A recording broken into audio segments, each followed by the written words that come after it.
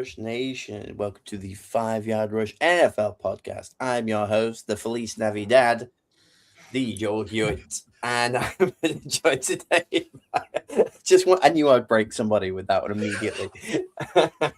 And these are the co-hosts, as usual. I don't have a pun for Alex, the other one, can't see the woods for the trees, and Pete, the off-season champion, Amelia. How the devil are we doing, boys? I'm doing fantastic. Namaste, happy Hanukkah, Merry Christmas. I should have told everybody to do the Christmas jumper episode, to be fair. Opportunity missed. I did it 3 weeks ago because I'm really organised. You were on it. Yeah. Yeah. Somebody was playing the long game, and the rest of us are just here like, I don't know, I'll throw on an old X-Men t-shirt from, I don't know, 15 years. I've had this t-shirt. I'm surprised it still fits. It used to be baggy, now it fits. Say what you will. Age does that to you, doesn't it? It certainly does, yeah. It actually was a Christmas present as well, so that's as close as I'll get to that right now, I think. Alex, how you been, brother? Yeah, my other half and amazing fiance has gone home for Christmas early, so I've had the house to myself all weekend. So, nice. you can bet that the beers were open, the football was watched. I single-handedly think I watched nearly every game of football this weekend. Beautiful. That's incredible because Pete and I watched nothing. We're just going to listen to you for the next 2 hours and go, wow, really? Regale us. Tell us about week 16, Alex. What was it like? Around about 9 o'clock on Sunday, it got really misty. I bet it did. Just welled up a little bit, teary-eyed. It happens to us all, mate. You're missing her. That's what it was. You're just missing her. Yes. It's sobbing into a pillow. He just watched Love Actually. Which, by the way, look, anybody that doesn't get today's title, I just want to throw it out. Well done, Pete, for maybe the greatest Christmas pun of all time with Willis Actually. We're gonna lose a lot of people with that one. I had to actually put the word love and cross it out so people got the reference. Didn't have time to do Photoshop, and then there's a sketchy kind of what things can I post as YouTube thumbnails. I don't know. I need to do some YouTube law reading, but Willis Actually, you're just shooting threes. You're the Steph Curry of puns, and I just cannot. I told my wife, I had to stop her in the kitchen and be like, listen, this isn't going to mean anything to you, but I have to explain the name of today's show. It's just absolutely what a banger. Anyway, let's hit it up with some news, shall we? Yes, sir. News from the underground. Before we do, we got a hi from Jan Loves Cars and also a hello. So appreciate that, Jan or Jan. Don't know where you're from. Don't want to assume. Well, we're along for the ride. We're going to talk Chicago Bears for 45 minutes. And maybe some other stuff. Right. News. You remember last week when it was not so bad? It feels like that's not a thing anymore.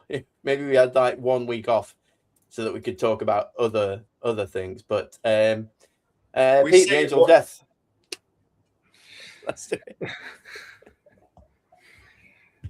Oh, Jan's all the way in Poland, so it probably is Jan. So, actually, I don't know what the Polish for I is. Yeah. But Poland, the home of Teletubbies. There it is. It's going to be the home of Teletubbies? Wow. That's a weird... Poland. Oh, no. Oh, no. You got it down. No. Oh, no. The fact that you got both of us with it as well, and not one of us tweaked. We were like, that's some weird Pete Law that he just knows that Teletubbies were first created in Poland. I was shocked and appalled. And now I don't know if there's any coming back from that. Hey, Pete, tell us about everybody that got hurt this weekend. Okay. First off, Quinshon Judkins, Cleveland Browns rookie running back. He fractured his fibula and dislocated his ankle. It was grim. It was one of those that's... No replay. When they say we're not going to show you the replay, it's bad, and he's done for the season, which is a shame because he was so close to hitting 1,000 yards as a rookie. He was really good. He was a real bright spot in that team. It took him a while to get going as well before he. So to get that 949 yards, I think it was something like that in essentially half a season is really, really impressive. Yeah, horrible injury. I watched a TikTok doctor explain to me in simple terms with crayons like exactly how serious it could have been, and we're talking like potential like career-ending, leg-losing injury on that one. It's insane. And now what I worry about is who are they going to do the direct snap to? If they don't have a quarterback that can be there for a few yards out, they're gonna forget no one's there. Just gonna fire it out the backfield and be like, Judd's missing. What a shame. Somebody told him. You forget who Shador Sanders is. He's just gonna throw it in the air, run to the other side, catch it, and be the one-man machine. He does tell me he is him. Yeah. Whatever that means.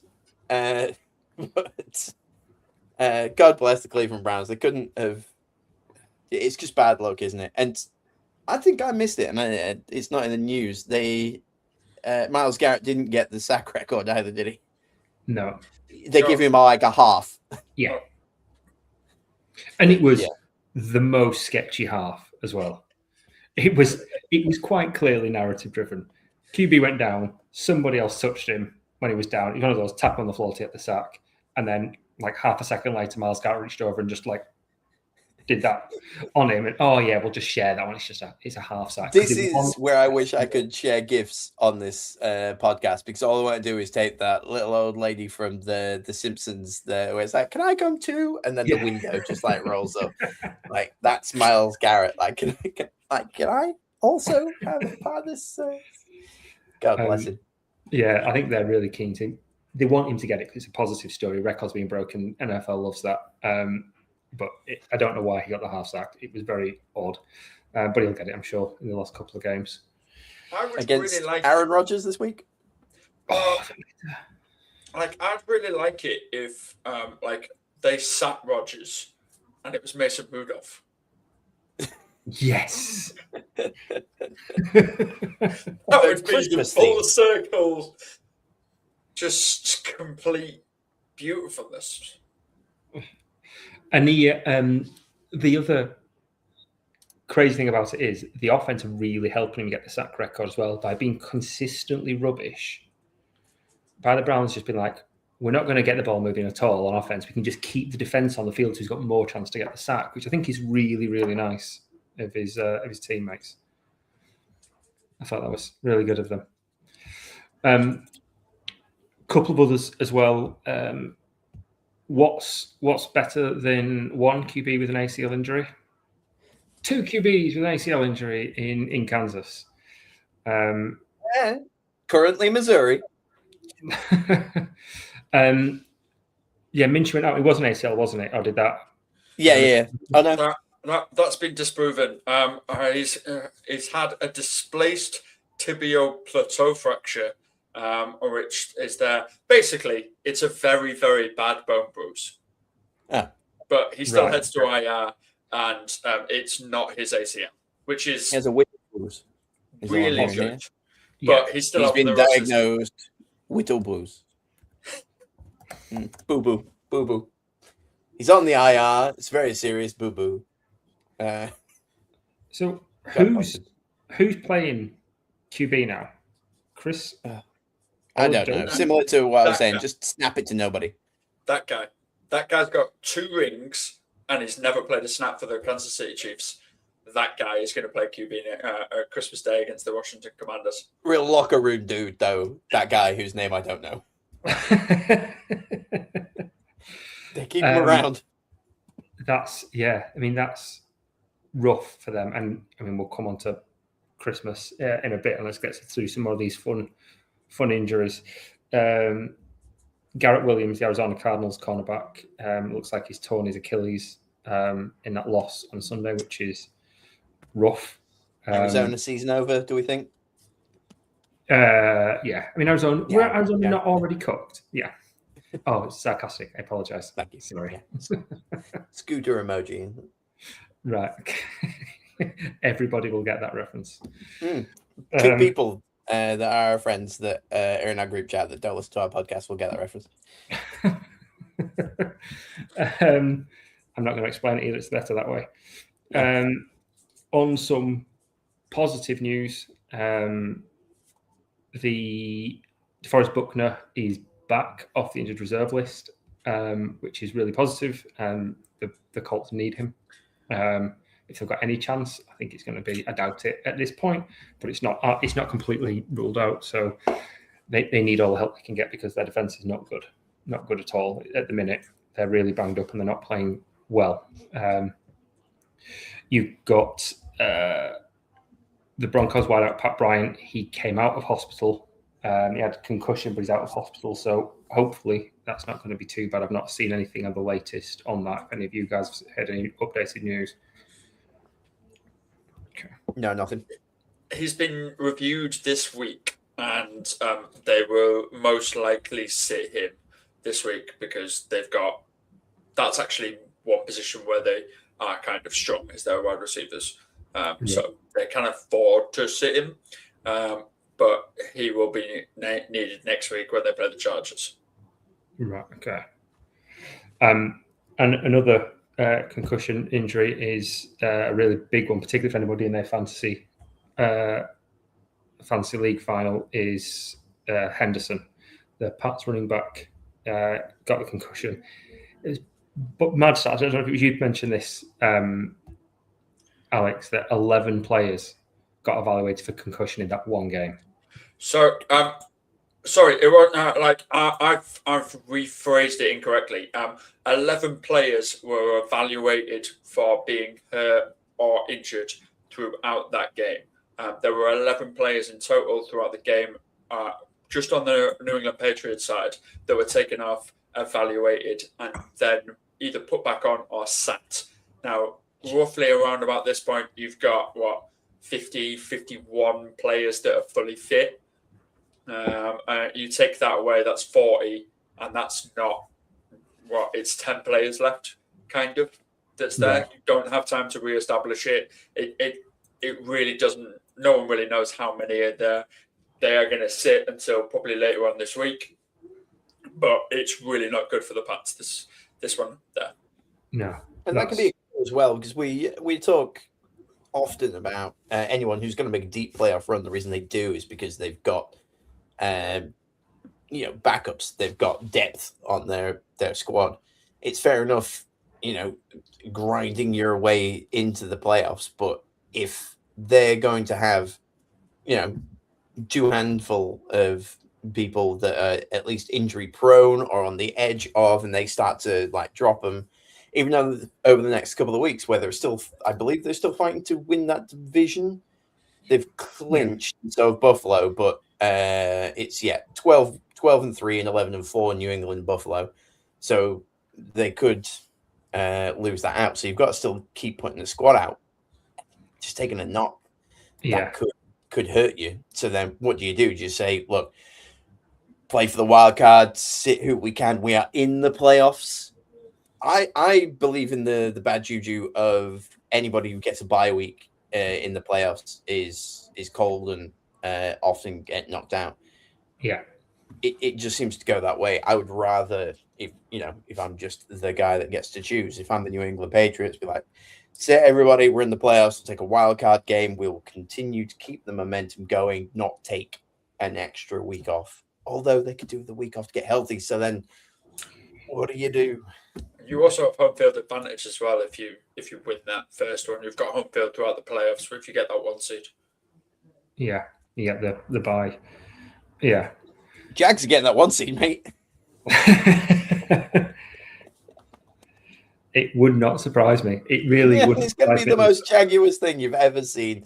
You remember when Tennessee Titans got the one seed a few years ago? It's just right there. A weird division. Bananas.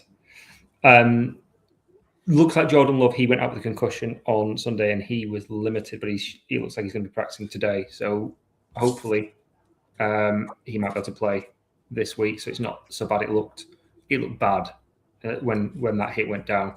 So that's positive that he looks like he's going to be healthy and well again. Fingers crossed. Well, while we're here though, Willis looked all right. He did. He looked really good.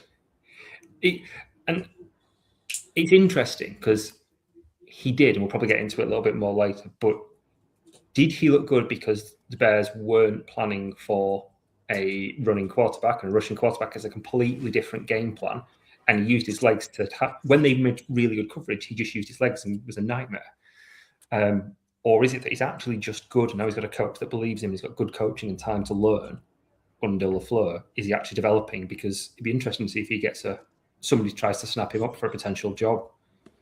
If the team in a rough situation next year, just say, right, I want Willis to come and start for me. It'd be interesting to see how that goes for him, because you're right, he did look fantastic, I thought. Could you see the Chiefs doing it? Like, Minshew's not the option. Pat's going to be out for a year. He's not going to miss next season, Mahomes. He might just start a bit slow. Oh, it's not. I thought it was like a 10-month job. Well, it is, but we don't start till September. Yeah, I suppose. So he's going to miss quite a bit, and they need a better backup. I think he's probably going to go somewhere that's got a really rubbish quarterback that needs a better backup, like Minnesota. That'd be I don't think the Packers have traded him. I don't know what his contract situation is, but it'd be interesting. Someone like that. He's still on his rookie deal, and it finishes this year. Right. Okay. So yeah, interesting to see how that goes, or whether he just stays and he likes it there, because it's a good situation to be in. Pretty cushy. Yeah. Cheap living in Lambert, in Green Bay, I assume. Yeah. There's just snow and cheese. So really cheap houses. That's why everybody goes to the games, because there's nothing else to do. It's recently both slang for cocaine. Gotta love that, aren't you? Is that what they were packing? There's an alleged there somewhere. There's an alleged. That's why he's very good. And we are clear. The lawyers are not going to come after us. We chucked in the allegedly and just say. There's another injury that I do need to mention, because I think if we don't mention it now, it might not get noticed during the game. But JJ McCarthy is out on Thursday against the Lions. What? I know. Will anybody notice if he's out and when Max Brosma starts? Yes. They were playing the Giants, and he had 9 of 14 passes for 108 yards and 1 interception. And Brosma was 7 of 9 for only 52 yards. So somehow they managed to complete 16 passes for 160 yards, 10 yards a clip. It's just meh, against a really rubbish defense as well, pass defense in New York. Although weirdly, I thought this was really interesting start. The Vikings haven't been particularly great. They've been up and down the last few weeks. We had the blowout loss to Seahawks, and then the blowout win, and it's kind of been up and down. But they've not conceded a passing touchdown in 6 weeks. That's bananas. And the defense hasn't been particularly great. They just run it all over. The NFL loves a stat. Okay. It does. All I'm hearing there is everyone got to the 1 yard line. Yeah. Every single time somebody needed to score a touchdown, they could spit and make it. So all I'm hearing is 1 yard rush, just hammer it in. I would like to know how many rushing touchdowns they've conceded in the past 6 weeks. 42. Yeah, it's bananas. Injury-wise, I think that's the last of the injuries. Then it's just the weird news. And there's plenty of weird news. Let's get weird, because injuries aside, I just want to check it out there. Judkins has been yet another crazy, stupid knee injury. I did see something where apparently, and I don't know if this is just rumors on top of rumors, that there was going to be a field regulation coming in where everyone has to play on the same type of field. I think by the year 2028, by the time the 28-29 season comes in, there's going to be a regulated, this is what everyone plays on.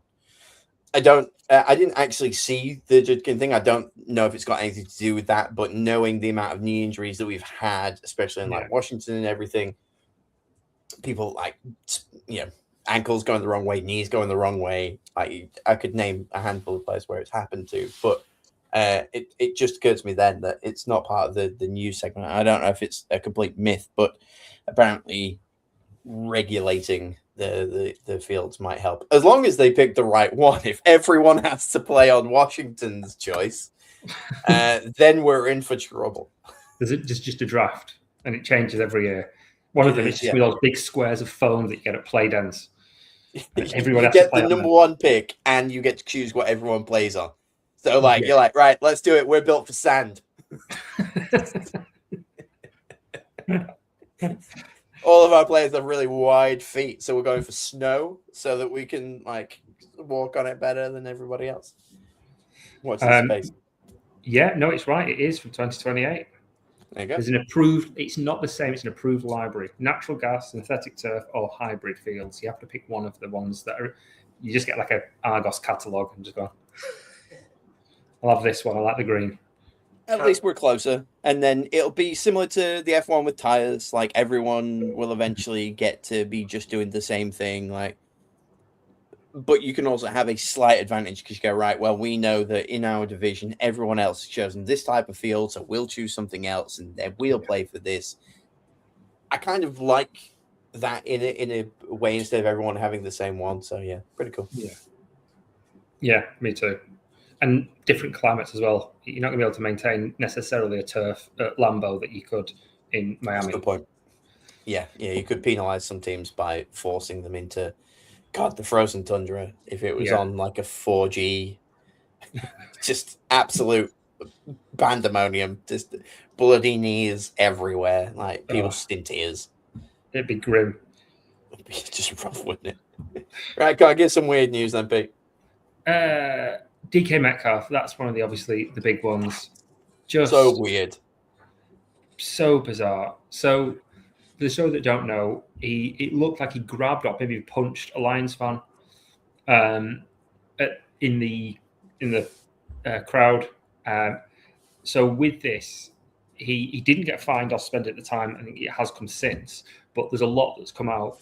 Firstly, apparently he's reported this fan to security at a Lions game last season when he was on the Seahawks. So he's reported this same guy before. He said the reason he lashed out was because the guy used racial slurs towards his mum. But there's video footage of people filming the incident, and you hear no such thing. As far as you can tell from the video, his issue is that he called him Decalin rather than DK. Decalin is his name. So it was a racist slur to his mum by using the name that she gave you. So you lashed out at a fan, all of which was brain dead. Don't know the full story match, but he couldn't hear it properly on the audio, but that's what it looked like. But the upshot of this is that his guarantees of 45 million have been voided on his contract. Now, it doesn't necessarily matter because if he plays next year, he'll get the salary for next year. The more interesting one out of this comes in 2027, because in 27, if he passes a medical on the 1st of April, 2027, his salary for that year becomes fully guaranteed. That's now no longer the case. So if they want to, they're going to keep him next year. They will. They've given up a second rounder for him. He's not going anywhere. He's great on the field. Yeah. But after the end of next year, if they want to cut bait, they can just be like, bye, and on the hook for nothing. So it's a win-win situation for them. They're like, fine. It just gives us a lot of cap flexibility. So what you're saying is the Steelers hired that guy to come in and bully Decalin Metcalf into holding onto his wig and taking a swipe so that in 2027 they might be able to get off the hook for his contract. Interesting move, Pittsburgh, but well played. I like the way that you went about your game. I didn't realize you were such shrewd thinkers. Straight out of Happy Gilmore. It is, isn't it? You jackass. So that was Yeah, a bonkers one. What else was there in there? Couple of things. Yeah. Don't go to a game in that wig, please. You spent a lot of money to go and watch the American football, the NFL, the game that you love and the team you probably enjoy, or just there to troll Decalen Metcalf, which, by the way, I will only ever use his full name. And you show up in that like raggedy ass Tina Turner like pom pom looking thing and like hang your head over the side. I saw some they were like, oh, he had a number 4 jersey, but like I didn't see him wearing one. I didn't see him holding one. Like I just have no idea what that whole situation is.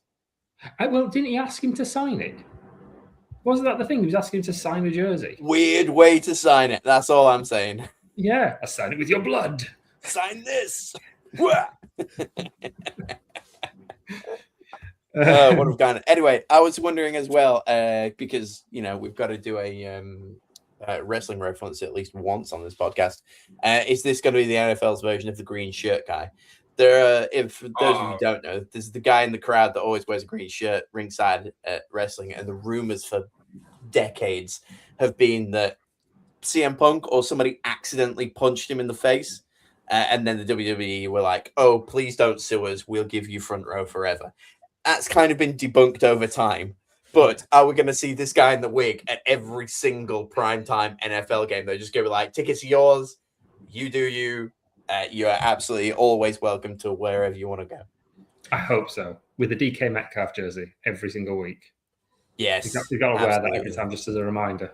He's going to start like wearing his like high school jerseys and stuff. Really mix it up over time. Like anywhere he's ever been. Like, oh, you played Pee Wee hockey, did you? Boom, Decalen. Like, and every time Metcalf scores a touchdown, he's just stood there like this, like a horror film villain.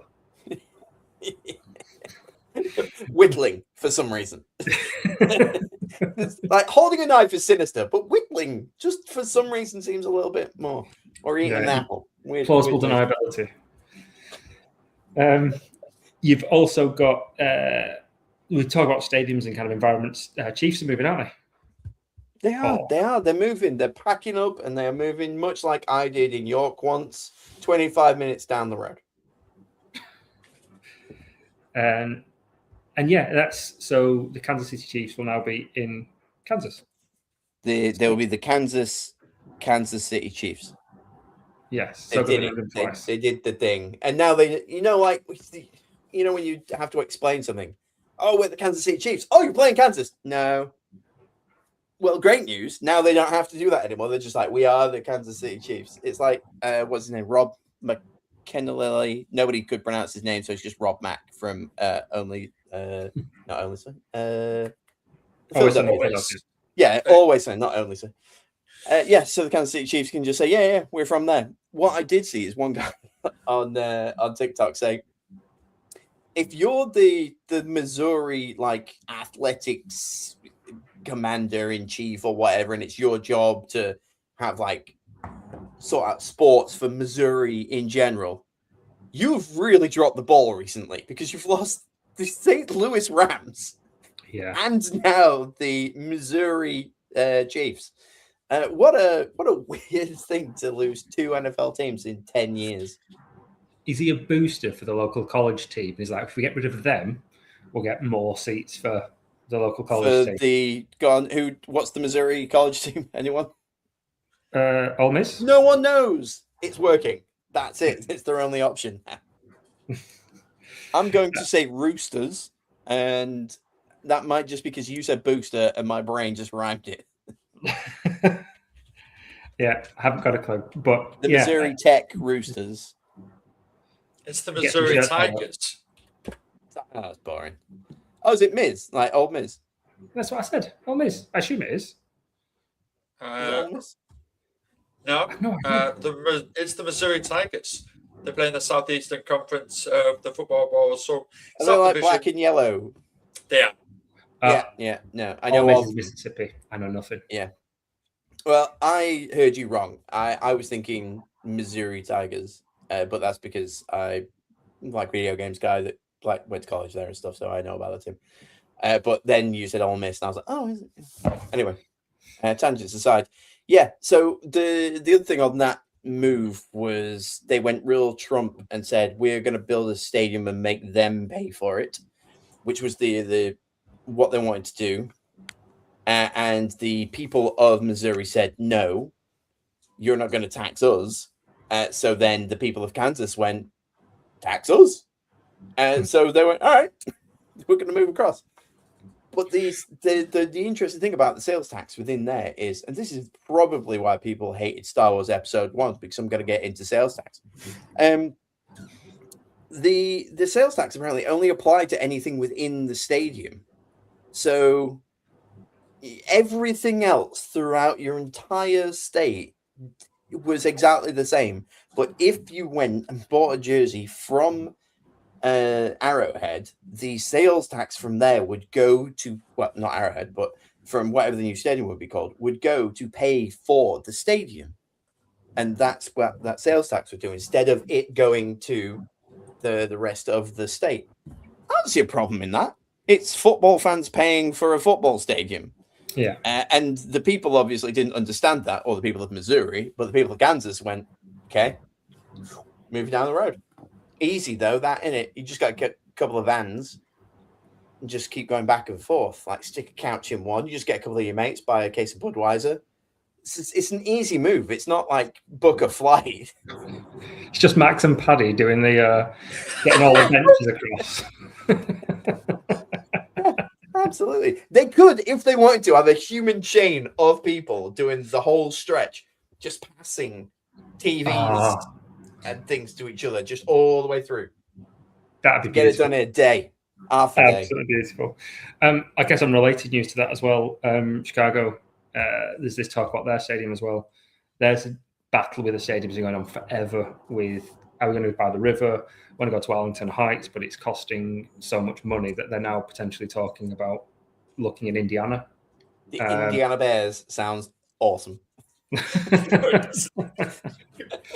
And to be honest, it's posture and it has to be. The Chicago market's too big to move away from it. They're not going to, but they're just trying to get a bit more leeway with the local government and make that work. So it'd be interesting to see how that plays out. But yeah, that's something to watch as well. If these guys do move, like if the Chiefs move to Kansas, well, when the Chiefs move to Kansas and the Bears do move to Indiana, do we get new divisions? Should we rejig the divisions? Well, I think, didn't the Colts used to be in the NFC North anyway? Yeah. So I don't think the Bears need, because they're not moving Kansas is moving like 40 miles or something stupid like that. It's really not far that they're moving, or 40 minutes away. So neither are moving particularly fast. So they won't. But I had thought that time, how's that going to affect things? But I don't think it will. Yeah, we'll see on that. I feel like we are missing a shake-up. I've been watching the NFL for a decent amount of time, but I don't remember like teams moving, and I don't think the divisions or anything changed it did in my lifetime, but not when I was a fan. So I kind of feel like I've missed out on seeing the reshuffle. I would love to see that. And it still blows my mind that they were like, oh, it's 1995. We're just going to invent the Jags, or the Jags and Texans were around about that time. It's just like, bam, new team. And I think that's obviously where when the Browns came back in 2000, I think. But it blows my mind now. It was a different beast back then. If tomorrow they were like, hey, 3 new teams, everyone would lose their minds. It would be insane. But all of a sudden they were like, yeah, we're just going to expand. Sod it, Carolina. You want a team? Like, yeah, all right then. We're not going to be very good ever, but let's do it. Like, that's just. But maybe. Yeah. Everyone bought in. I really want a banner that just says "Yours was right," that I can just drop down every now and again, especially when I'm talking about the Panthers. Is it going to be? I forget the TV show where they like pull the banner and it's like thinking somebody was right, and it's like, where's the clown? And then like just the skeleton falls down. That's fantastic. It's a Family Guy reference. That's what it is. It's a Family Guy reference. It says Peter was right, and there's like loads of balloons falling down. It's like, where's the clown? And then just the skeleton of a clown falls down. It's like, oh, yeah. That's why there was Yeah, raccoons. I thought this was going to happen a lot sooner. I think it's the kind of like tagline. Yeah, honestly, like whenever the commentary team is sat, I'd be like, and who would have thought the Panthers have a shot at the playoffs? I'm sat on my own in my living room with a whiskey going, me, I did, actually.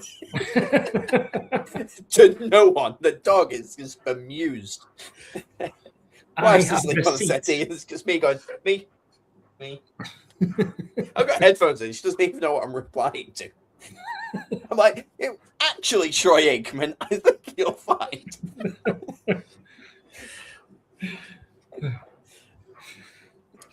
Please do continue. I guess other biggish news we've got to talk about is Pro Bowl as well. So this is quite an interesting one. I sent you a message the other day about, obviously, with the Pro Bowl, part of it is fan vote, part of it is committee, and it's all kind of split up how it gets there. It's a good job it's not all fan vote. Because if it was all fan votes, the NFC team would be the Chicago Bears, because their fans have gone bananas. So just to ranks in Pro Bowl voting, center, Drew Dolman first, he did make the team. Kevin Byard, first, most number of votes for safety, he did make the team. Nashawn Wright, most number of votes for cornerback, he didn't make the team. Weird.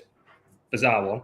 Jonah Jackson first, Darnell Wright first, Jaquan Brisker first, Joe Tooney first, he did make the team. Torrey Taylor first, Tremaine Edmonds first, DeAndre Swift first, Devin Duvernay first, Josh Blackwell second, Gervin Dexter second, Caleb third, Colson Loveland third, Montez Sweat third, Tyreek fourth. Theo Benedette was the sixth highest rated tackle, and he doesn't even play as a backup. And that was just off the fan voting in almost every single position apart from fullback, because they don't use one. The Bears had a player top three in just on the fan vote, but I think only 3 made it to the team. So it's quite interesting to see how that turns out. But was there a social media guy just like coordinating this? Like one like big like Twitter page just been like, right, the vote's out, let's go. Because like campaigning for it. Yeah, like Newcastle United have one. His name's Toon Polls. And like you may remember a couple of years ago, we got like Nick Pope trending worldwide #1. Like incredible. For no reason. This does feel very Peyton Hillis on the cover of Madden, doesn't it? Yeah. Like when the Browns are just like, we are terrible, but boy, can Peyton Hillis run through a brick wall? And everyone voted him over some pretty decent talent. I think it was 2008 was the Madden cover vote for Peyton Hillis. Yeah. God bless him. Bears fans, the only ones that actually care about the Pro Bowl vote. Yeah, and it's just purely from retweets. Here's a retweet with every single Bears player on it. Let's just keep retweeting it. And just keep sharing it and sharing it and sharing it. And that's easy money. I love that. Yeah. But weird that Nashawn Wright didn't get in. I get that he's the Jameis Winston of cornerbacks. That it's either an interception or a touchdown, but with him, it's a touchdown for the other team. But weird that he didn't make it. But yeah, there's quite a few teams obviously that didn't actually get any players in, weren't there? In there. Who else? Were they two teams that I have a vested interest in, Pete? Maybe. I saw the list and sighed. I just want one. I'm a Saints fan, a New Orleans Saints fan. I like the New Orleans Saints. And for whatever reason, I really enjoy the New York Jets. Neither of those teams got a Pro Bowl shout. Yeah, I almost wore. I've never worn a jersey on this podcast, but out of protest alone, I almost wore a Saints jersey for this one. What would have been Marcus Colston? No, I've got a. I'll show it to the crowd. I've got really. You got a rep today. I've got really nice gold. Oh, nice. I think they only wore it once. But I managed to find like a classic Reebok one on Vinted. Go to Vinted, everybody. Actually, no, don't. Stop outbidding me. Go to somewhere that's not Vinted. Yeah, go to eBay. Like, drag those prices. Dude, but yeah, what was the other team that didn't get any Pro Bowl votes? Was it the Titans? Vikings. Vikings. Okay. You mean 9? How many did 9 get, and how many did McCarthy get? That Probably splits split. the vote, doesn't it? Yeah. That's exactly what must have happened. That's it. So yeah, interesting to see how that goes and how that then compares with the one that actually matters really, which is the All-Pro team come the end of the season. But I like now that it's part of Super Bowl week, isn't it? So it is, yeah. And it's flag football, so it helps just with that build-up, which is always a fun week. Yeah, it's the skills game and flag football, isn't it? Like it'd be fun. Yeah, keeps it interesting. Give us something to talk about. Yeah, exactly. And let me just run through a quick snubs list, because I know that like we've obviously announced there were quite a lot of good players that were in it, but these are players that did not go. So obviously you already mentioned a couple. Trevor Lawrence, he's not going. Mm-hmm. Trevor Lawrence wasn't picked. Jared Goff wasn't picked. Jalen Hurts wasn't picked.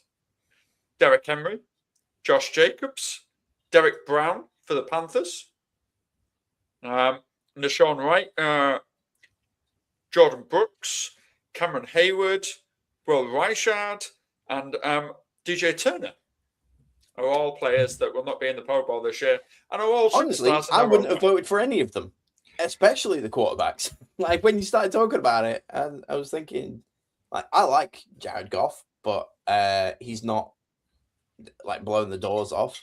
I don't rate Jalen Hurts, never really have, and even if he is decent, he hasn't been Pro Bowl like worthy. So yeah, there's a few, and then Derrick Henry, obviously. I don't think it's Derrick Henry's fault that he's not been voted for. They keep just not playing him. So it's difficult to be a good player when nobody has seen you play. The tackle one is the interesting one to me. There's one for AFC and one for NFC. It feels like names have been picked. They've just gone for names for the tackles, because Dana Wright should have got at least the reserve spot on the NFC team, and he didn't, because he went to Tristan Wirfs. Dana Wright's definitely been better than him this year. Penei Sewell, fair enough, and Trent at San Francisco. But they've just gone for the names. Dana Wright should have been in there. The more bizarre one is that Joe Alt got in on the AFC town. He's played 6 games. How is he getting into the Pro Bowl? Yeah. Also still on IR. Yeah. Like, is it They've got to stop letting fans vote on this. No, I've had enough now. Yeah. Well, this isn't even off the fan vote. This is off the final thing that's with everything else in. Yeah, he's in the team. Yeah, the fan vote for the Chargers went to Justin Herbert, and he got it. He obviously got in. They also tried to push Keenan Allen, did not get in. I mean, like, it's not been amazing this year. So yeah, those are the guys that they tried to push. But Joe Alt got picked from other people. It was a big thing on Chargers Twitter where they were like, "We didn't do it. We swear this wasn't us." Incredible stuff. What else we got in the news, Pete? I think that's all. One more. Sean McVay's made his first ever in-season firing. He fired his special teams coordinator, Chase Blackburn. And that's the first time he's ever done that since he started in 2017, 2018. Got him dipping in the till. He just can't be rubbish. I'll do it. Yeah, that'll do it too. Yeah. Some Rams conspiracy theories are that Chase Blackburn had a 3-year contract, and Sean McVay only has a 1-year contract. So when Sean McVay leaves the Rams, he wants Chase Blackburn to come with him, and it will not cost Chase Blackburn any money because he will get severance for being fired. Oh God, I love conspiracy theories. That is fantastic. I love it. I genuinely love it, and I hope that happens. McVay to, I don't know, the Steelers, the Rams. Oh no, he's already at the Rams. I was thinking of the Ravens there. Yeah, and then he just pulls back a curtain. It's like, yes. And it's just like Homer's car, just spinning around on a platform. I was thinking a little bit more at the end of any given Sunday, like, and my starting quarterback. Yeah. This is like, right, yeah. Love that. Yeah. Give me all the conspiracy theories. We need more conspiracy theories, actually. If we could make a conspiracy theory section, that would be fantastic. We'll get some tinfoil hats. We'll make a whole thing. I'll do a graphic that Alex is definitely going to love. It's going to be awesome. Yeah, bonkers. Can we get Aaron Rodgers' ayahuasca farm to sponsor it? I reckon that we can get the £4 or £5 that we make from Patreon to pay for a trip for us all. I'll get Murph on it. Don't worry. He's got that CEO money. He can write a check, fly us out, have some mushroom tea, probably with Aaron Rodgers. Like, why the hell not? Who's definitely not a reject. No, absolutely not. Did you both see that video? It was amazing. For anyone that didn't see it, he was interviewed afterwards and he's talking about, we're a bit of a team of rejects here, and that's helped us to bond because we had guys like Adam Thielen, who was a cast-off. It was cast-off was the word he used, wasn't it? He was a cast-off, and this guy was a cast-off, and this guy was a cast-off. And someone said, do you think yourself a cast-off? No, I'm not a cast-off. I'm not a cast-off. No, not me. I'm going to insult all of my team, but I'm not, despite being let go by the Jets to come to the Steelers. He's the king of the Isle of Misfit Toys. He saw them all and floated toward them as their savior to take them to a winning season, which they've done every single year for the past however long. But here he is with his 10 wins. Yeah. And I'm going to get onto the Steelers in a little bit, but if we've got no more news, bangers, trash, anyone? Bangers, trash, let's do it. Let's do it. Totally original, legal and distinct bangers and trash audio. Back to you in the studio. Boom. There it is. The beautiful custom message for the bangers and trash that gets Alex every time. I absolutely love it. So I'm going to slip straight into to mine because it comes off of the back of that. Ravens and Steelers. And I'm quoting myself here. Will someone please take the division? I was looking at the standings and like who's in the playoffs, right? And I'm having a little scroll and I'm like, AFC North.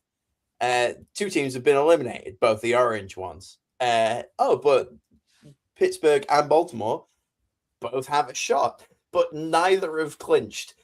We are going in to like the penultimate week of the season. And it really feels like, no, you go first. No, you go first. It is insane that neither of them currently are guaranteed a spot in the playoffs. And I've also said, same goes for you, NFC South, which is the worst version of that, to be fair. They just doesn't get the press. Carolina and Tampa Bay, both, neither of them clinched. The other 2 teams have done.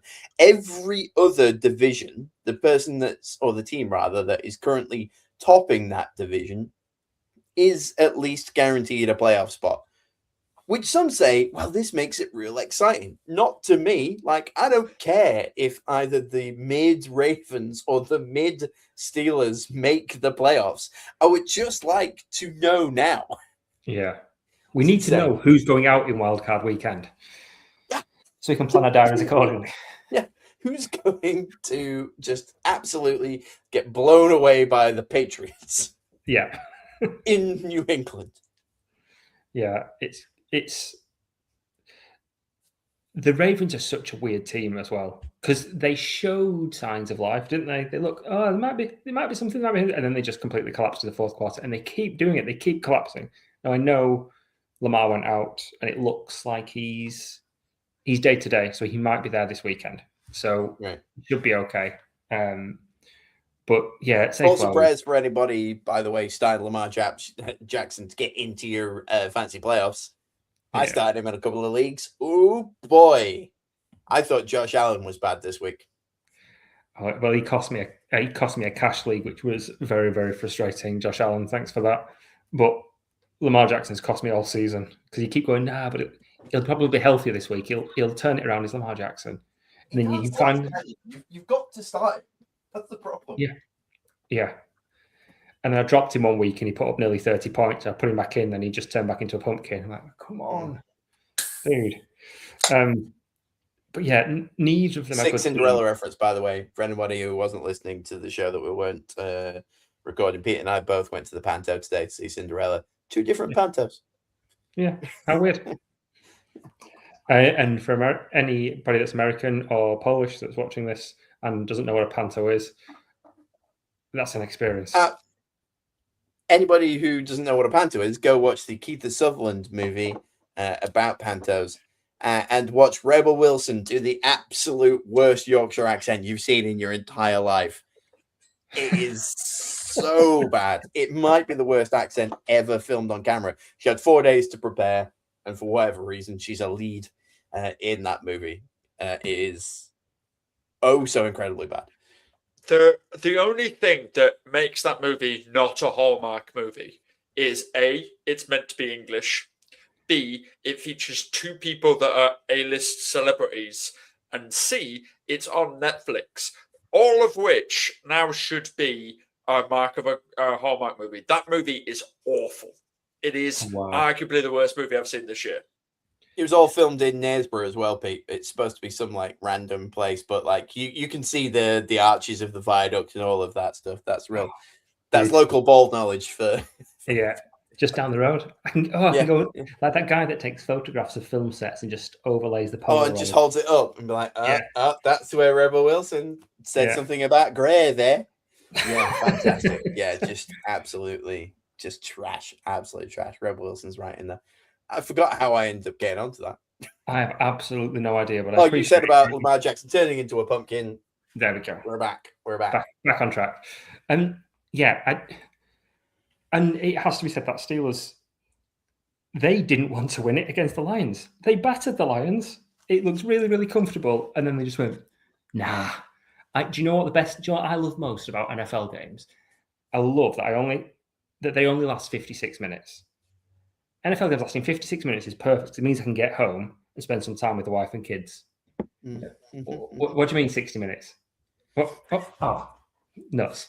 They just fell off a cliff at the end of that game. It was absolutely horrendous. Absolute shambles to finish that. Plus the reffing. It's clocking out early for Christmas is what it is. I thoroughly appreciate that. I was saying to you both before, like I tried to get finished for 2:00 on Friday, didn't, still had to like fumble at the end of my own work day. And that's exactly what happened. Just bonkers. And are we talking about this anywhere else? Anyone wanting to talk about the crazy ending to this game? Go for it. Let's just get it in there. Do you want to take the lead on this one, Alex? I really don't. Not at all, because this thing it was painful to watch. So please go for it, because it is. I just wanted to say sorry to Mike Tomlin because I thought he should get fired 3 weeks ago. Public apology. Who had that on their bingo card for today? Alex apologizing to Mike Tomlin. I didn't see the end to this. I heard about it. So watching it, was it worse? Yeah. So Lions had opportunity to score game-winning touchdown. They threw it forward, and Amon-Ra St. Brown just ploughed straight into Jalen Ramsey. Ramsey stood still. I saw the push off. Yeah. Yeah, pushed off, which was a pass interference. Yeah, basically clotheslining. Yeah. Yeah. Player, I can't remember who was it. Was the ball carrier? Was it Gibbs? Came round for the rushing touchdown. Didn't quite get to the line. It was Jared Goff. Was it? Oh, no, because it was before it got to Goff. I think it was Gibbs ran round with the ball. Defender tackled him, pushed him back about 6 yards, got lateraled to Goff, who then ran it. It was St. Brown. So St. Brown pushes off Ramsey, comes back before the 1 yard line, receives the ball, and then gets pushed 6 yards. The play should be dead, but he laterals it, and then Jared Goff. I don't know how Jared Goff got the end zone, by the way. No idea. But yeah. It looked a wild play. The whistle went in the middle of it, didn't it? So there was a whistle in the middle of the play, and then the ball went in, and then all the refs had someone going, how do we handle this? And the ruling was, on the field of play, there was a touchdown scored by the offense, but then there was a pass interference play by St. Brown. So the play was null, but the time had run out before the play ended. So it's game over. It was a touchdown. Touchdown rolled off, game over. It shouldn't ever have actually been a touchdown. It should have been the play was stuffed at the 1 yard line, game over, and that's the runoff. It was Credit just to the ref, by the way, for absolutely trolling the crowd and being like, "It was a touchdown." Everyone cheers. But then, yeah, also, by the way, there was this other thing that and then left. Yeah. All right, okay. So what happened? Which added to the confusion because why announce it as a touchdown? You say flags were thrown before the touchdown happened. Yeah. Then explain it. I listened to the audio of like when the whistle went and whatnot. And if you listen, I don't want to say carefully, but if you're listening, yes, there's a slight whistle. And then after the impact, there is a bigger whistle. So I can understand there being a I didn't hear it, I carried on like plowing through type of thing. It was so weird, so strange. The flags what a way to end the game. late as well. Yeah, like so late, and we've glossed over refereeing in the league this season because it's been abhorrent at times. Yeah, and I disagreed with both of you. I didn't think it was an offensive pass interference, mainly because I wanted St. Brown to win the game for them and do that. And B, I think that the flag was so late that there needs to be some juxtaposition of this. You can't like the minute the play's just about to die, you can't then just throw the flag and be like, "Oh yeah, by the way, 30 seconds ago there was a foul. Yeah, we're just gonna rewind it and do that." That's not the way that should work. No, there was quite one from Blandino. I'll see if I can find it while you guys are talking. That he explained it quite well, but I still thought it was a bit off. Well, I was just going to say, we've not really mentioned referee much, and any eagle-eyed viewers will know that Alex is a massive fan of referees of the past with the three that he's got signed on the wall behind him. I think one of them is called Alan, and, he just legend of the game. Love to just get out there and hold the rules. Yeah, I can't find this Blandino one. It's a good explanation for it. So killed those rules. Sorry. That's fair enough. What an absolute cluster at the end of that one. Somebody bring me up. Let's. We've gone very trash heavy to start banging some trash this week. Let's have a banger. What do we enjoy? Aaron Rodgers. Be still. I'm gonna do it, man. I've got to do it. Aaron Rodgers, during the Steelers 3-game winning streak, 783 yards, 5 touchdowns, 8 throws that are deemed big time by PFF. Yeah. Are you all right? Because so far you've apologized to Tomlin, and now you're saying that Aaron Rodgers was a banger. Yeah. Also, I really appreciated him absolutely trash talking all of the Lions because he was the one that was mic'd up this week for the Steelers. Of course he was. He went on a rushing touchdown, and by the way, Aaron Rodgers had more rushing yards this week than Jahmyr Gibbs. I started Gibson fancy. So there's that stat, and then he goes on a rushing around about 9 yard scramble and doesn't get hit. So one of the Lions players falls over. He goes to help up the Lions player, and the Lions player completely brushes him off. And he's like, "Oh, you don't want to help me up? Why? Because you're slower than a 42-year-old. You're trash." And just runs off. And I'm like, this is the Aaron Rodgers I love. The guy that can still fling deep balls, still be mint, and still absolutely talk his talk and walk his walk. That's the Aaron Rodgers we want. That's the Aaron Rodgers we've got. Mike Tomlin is the guy that's done it. Well done, Mike. I apologize. I wanted you to get sacked. You've now got 200 career wins, by the way, in the NFL. There's only 7 other guys that have done that in the history of the NFL. Big up Mike Tomlin for that one. Yeah, fair play to him. That is mad, but But I think like part of it is because you don't get a lot of long-standing coaches. Like he really has kept that job, and look, he's had a winning season every single time. I don't know how many years in a row we're talking now. 19. Jeez, 2 decades almost of the Steelers sneaking over the line, and look at all of the Super Bowls they have. Incredible stuff. Is it one? Is it one that Tomlin's got? Yeah. He came in a season or two after they'd last won one, hadn't he? Yeah. And then he's got one. Yeah, cool. Wow. Good work there. I saw a really funny post on Reddit where somebody said the difference between Mike Tomlin and Jim Harbaugh at Baltimore, John Harbaugh at Baltimore, is that Harbaugh makes great teams mid and Tomlin makes bad teams mid. Yeah, that's about right. Yeah. Oh, it's a mid-off. Please tell me that they're going against one another at the end. It's all leading towards that, isn't it? No. It's Ravens, Packers, Steelers, Browns this week. Please, good God, scheduling gods. Steelers, Ravens in week 18. Here we go. They're both going to lose this week. And then it's going to be winning in week 18.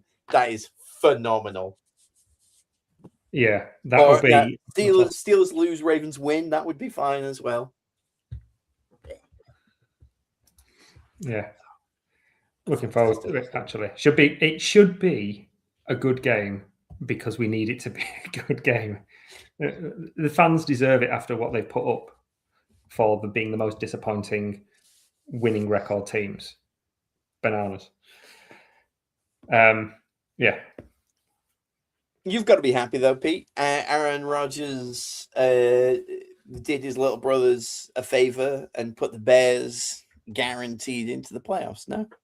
Yeah, I think I probably cheered more than most Steelers fans at the end of that game when that result came through. That finally, all the shenanigans, flags and whistles, and Pete's like, yeah, pressure's kind of off. I mean, there's still a potential that in 2 weeks the Bears are in play for the 1 seed, so it could be that. But also, it could also be that if the Bears lose to the Lions on that last week, all it means is that the Packers don't get into the playoffs.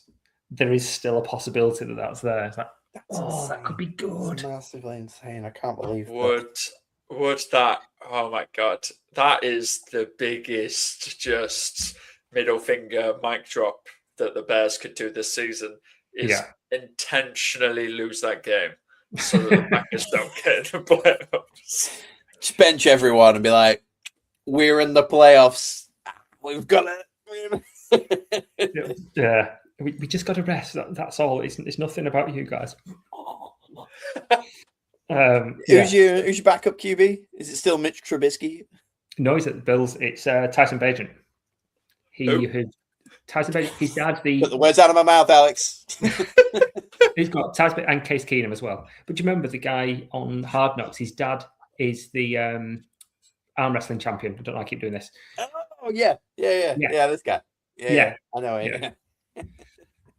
I'm sorry. I just glossed over this incredible fact that there is an arm wrestling champion and his son plays in the NFL and is a quarterback and has got a killer arm. Let's gloss over that. Case Keenum still has a job in the NFL. Do you know what? He is a fantastic clipboard holder. He is the emergency quarterback and practice squad. So yeah, but apparently a really, really good guy, just helpful for coaching apparently. So I think he's there in just kind of like an advisory coaching role, emergency QB type thing. They don't have the heart to get rid of him is what it is. It's like, Case is back. He's brought his own clipboard, man. He's had it monogrammed. What's he doing? Okay, right. Bring him in. Does Josh Rosen just have multiple embossed dartboards with different QBs' faces on them that shouldn't be in the NFL? So isn't Josh Rosen selling houses? Don't they all go into real estate? Isn't that the plan? So in his open house, it's like, oh, cool. There's darts board, a great darts out. Yeah. This week it's Case Keenum. Yeah, this week it's Case Keenum. Last week it was Tyler Bronson or whoever the Vikings backup is. Oh, yeah, Max Bronson, yeah. That guy. And the week before, it's Phil Rivers. It's got to be Phil Rivers at some point, hasn't it? Phil Rivers as well. Phil Rivers is there. What are we doing? What are we doing here? Josh Rosen's just seething while he's getting 30,000 commission for selling this 3-bedroom property in, I don't know, Missouri. Quick shout out to whoever it was that pointed out that Brock Purdy versus Phil Rivers looked like a Disney movie where a father and son ended up going against each other in the Super Bowl. Oh God, that was good. Like, there are just some jokes that land perfectly. Yeah. I would have liked that in a Freaky Friday situation where Phil Rivers ends up in the body of Brock Purdy and vice versa, and like, you wouldn't last a day being me with my 10 children and having to carry a franchise on my back.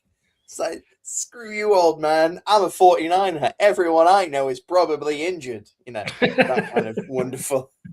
Do you want another cute 49ers moment about Yes, Rivers? please. So 49ers GM John Lynch used to play in the NFL. Yep, of course did. Used to be in the NFL. Lynch was the second NFL player ever to sack Philip Rivers. What are we doing? What are we doing? Lynch is also the DB that injured Drew Brees that then made Philip Rivers start. Wow. God, the wheels of fate really spun a web there, didn't they? Look at that mixed metaphor. Take that home. Sorry. Sometimes my stats are absolutely mint and they're actually really cool. Other ones I just pull off like meme sites off Twitter, and I'm just like I'll just like find them and I'll be like, this is really funny. It will probably drive Joel up the wall. You can tell that the future Mrs. Other One is away this week, can't you? Like, Alex is just out of pocket right now. Just where is he pulling all of this from? Man's got the time.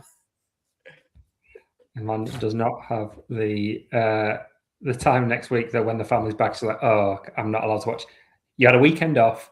Now you're going to spend time with me at Christmas. Yeah. Oh, segue. Christmas Day. I actually found out the future. The future Other One's father really likes the NFL this weekend. So I actually found out he really likes the NFL. So I probably could get him to watch the Christmas Day game. So I genuinely thought you were going to say I could get him to watch the podcast. Then I thought we'd get one fan. No. He's one of those guys that if he watched the podcast, everything that I said was dumb, he would bring up all the time.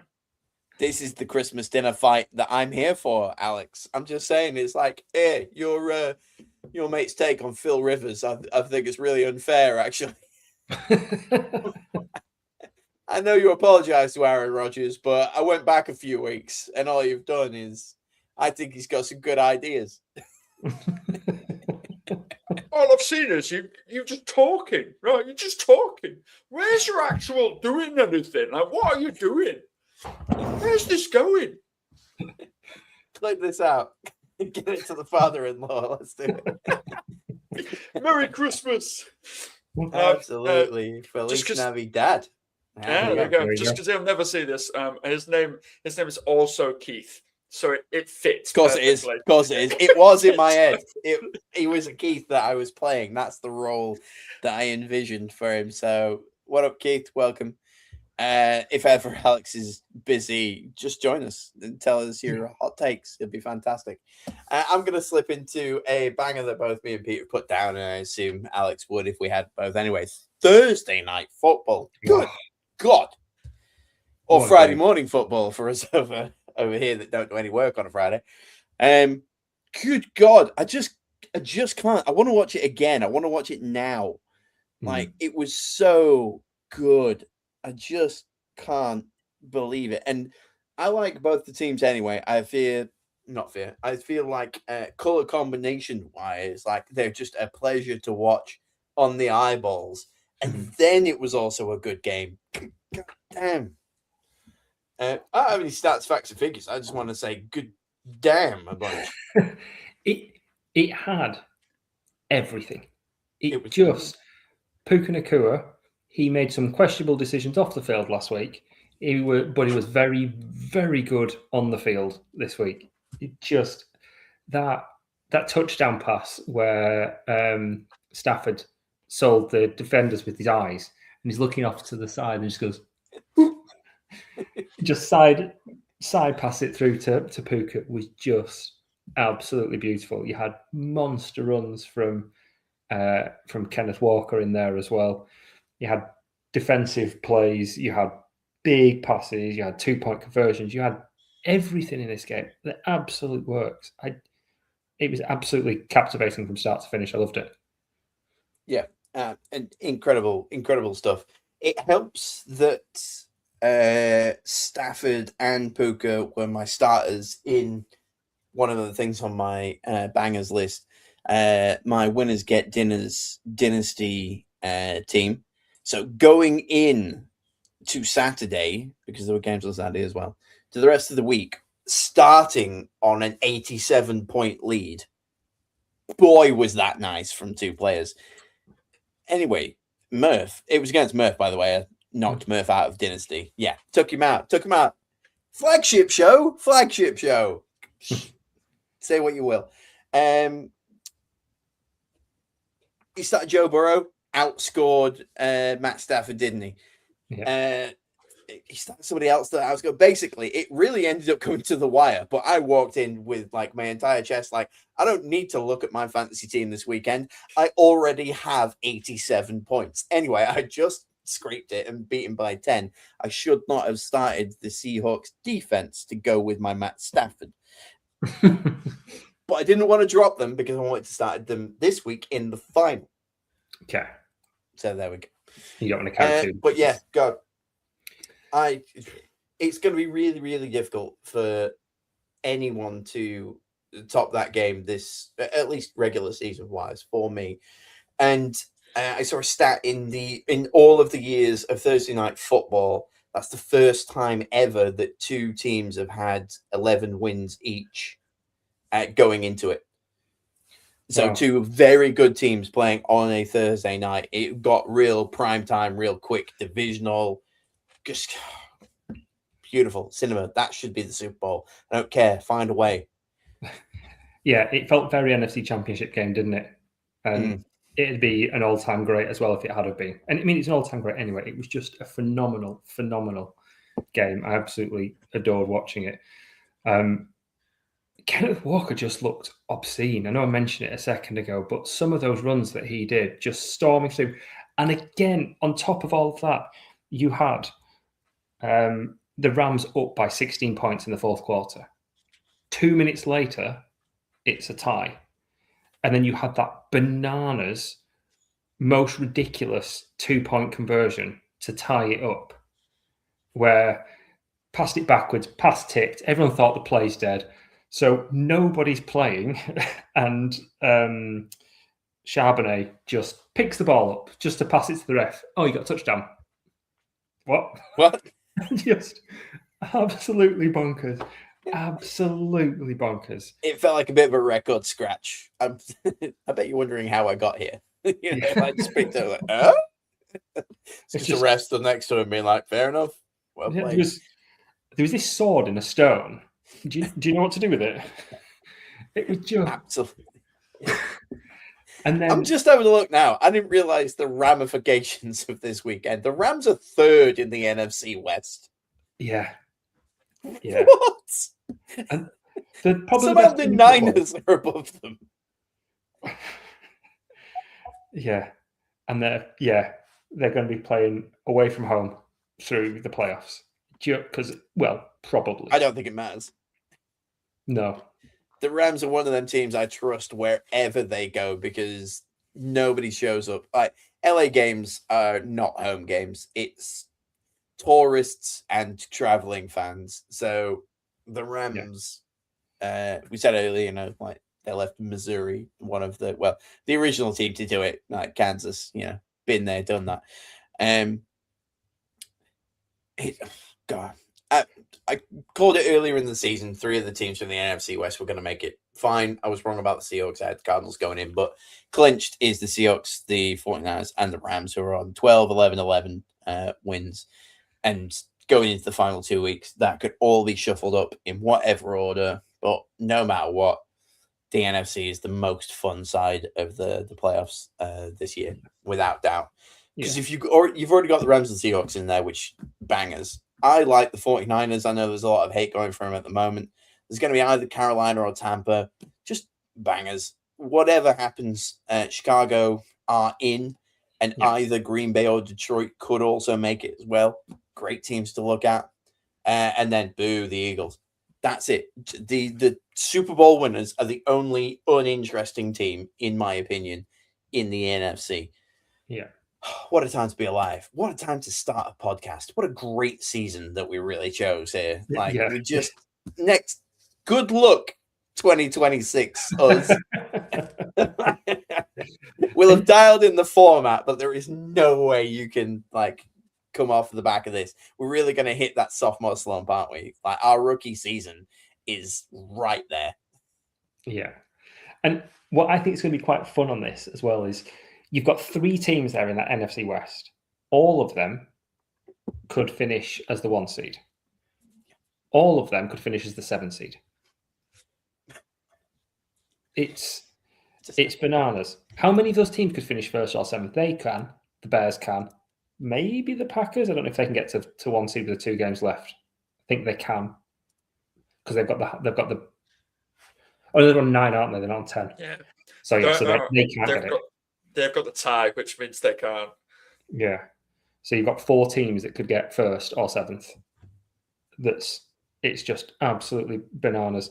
And it has to be said as well on that last play, the brass for the Seahawks to say, you know, we're going to go for 2 here. To just say we're going to do this, win or lose, we're going to go for it on 2 and to hit it. And Darnold was rubbish. He got sacked. He had 2 interceptions and was sacked 4 times. Then Rashid Shaheed gets that punt return touchdown, and everything changes. And I'll kind of come on to this in a little bit about this kind of momentum thing. But he's talking about it. You can see him going from this is an awful game, is a shambles, to touchdown in overtime, touchdown when he needed to win, and 3 consecutive 2-point conversions. What a turnaround. What a turnaround. It was just, I actually watched it again this morning. I enjoyed that game so much. Even knowing what was coming, it was just still so much fun to watch. And I'd happily see a replay of that in the playoffs.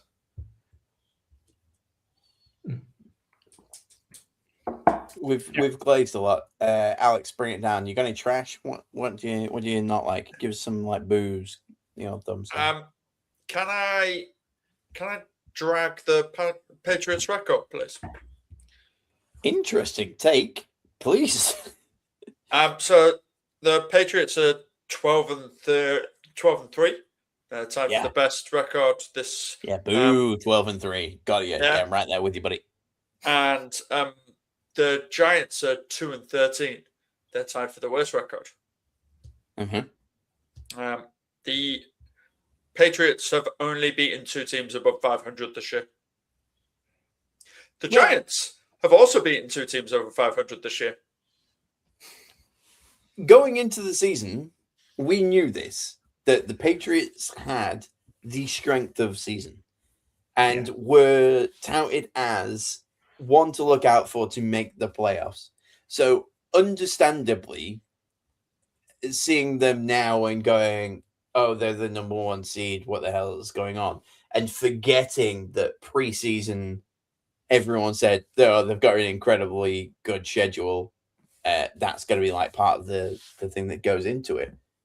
I guess recency bias is probably the boo that I would put on there. I don't blame the Patriots; they can't help the teams that they go against.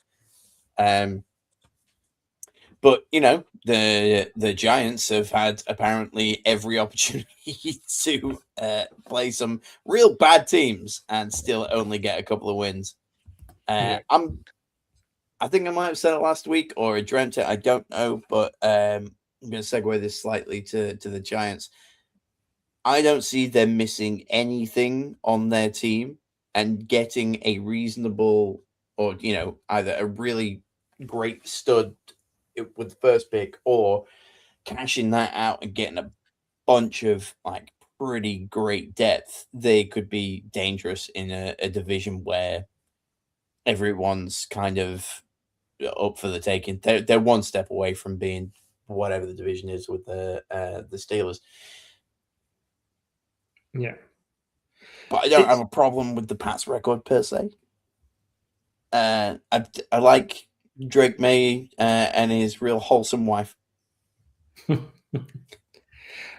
I think we talked about it last week. I don't have. You're right. You can only beat the teams in front of you. And I'm not going to drag anybody for who they beat.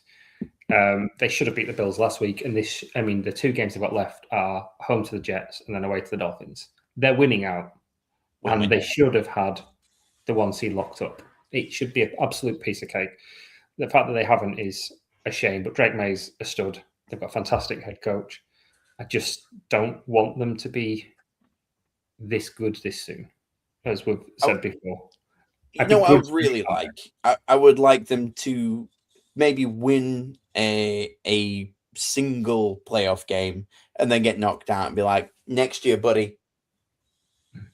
Because I don't want to go straight from the Chiefs being dominant back to the Patriots because ESPN and the NFL Network and CBS and everybody are going to be insufferable. Yeah. Because they're like, oh, no, we've lost the Chiefs. Oh, great news. We can just talk about Tom Brady again. Yeah.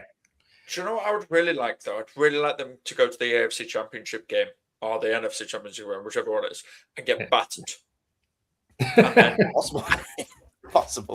Get absolutely battered and then have a Commanders level fall off. Oh, yeah. I mean, they are. I'm going to put a list together probably in the off season of the 26, 27, or I guess 25, 26 fall off who are the Commanders Award. And they could well be on there if that happens in the playoffs where all of a sudden they just go from everything to nothing, which, you chuck in like Denver in there as well, who are a surprise. Obviously, it feels like kicking a blind puppy, but the Panthers, if they make the playoffs, then it are they going to be the team that goes from playoffs to not playoffs?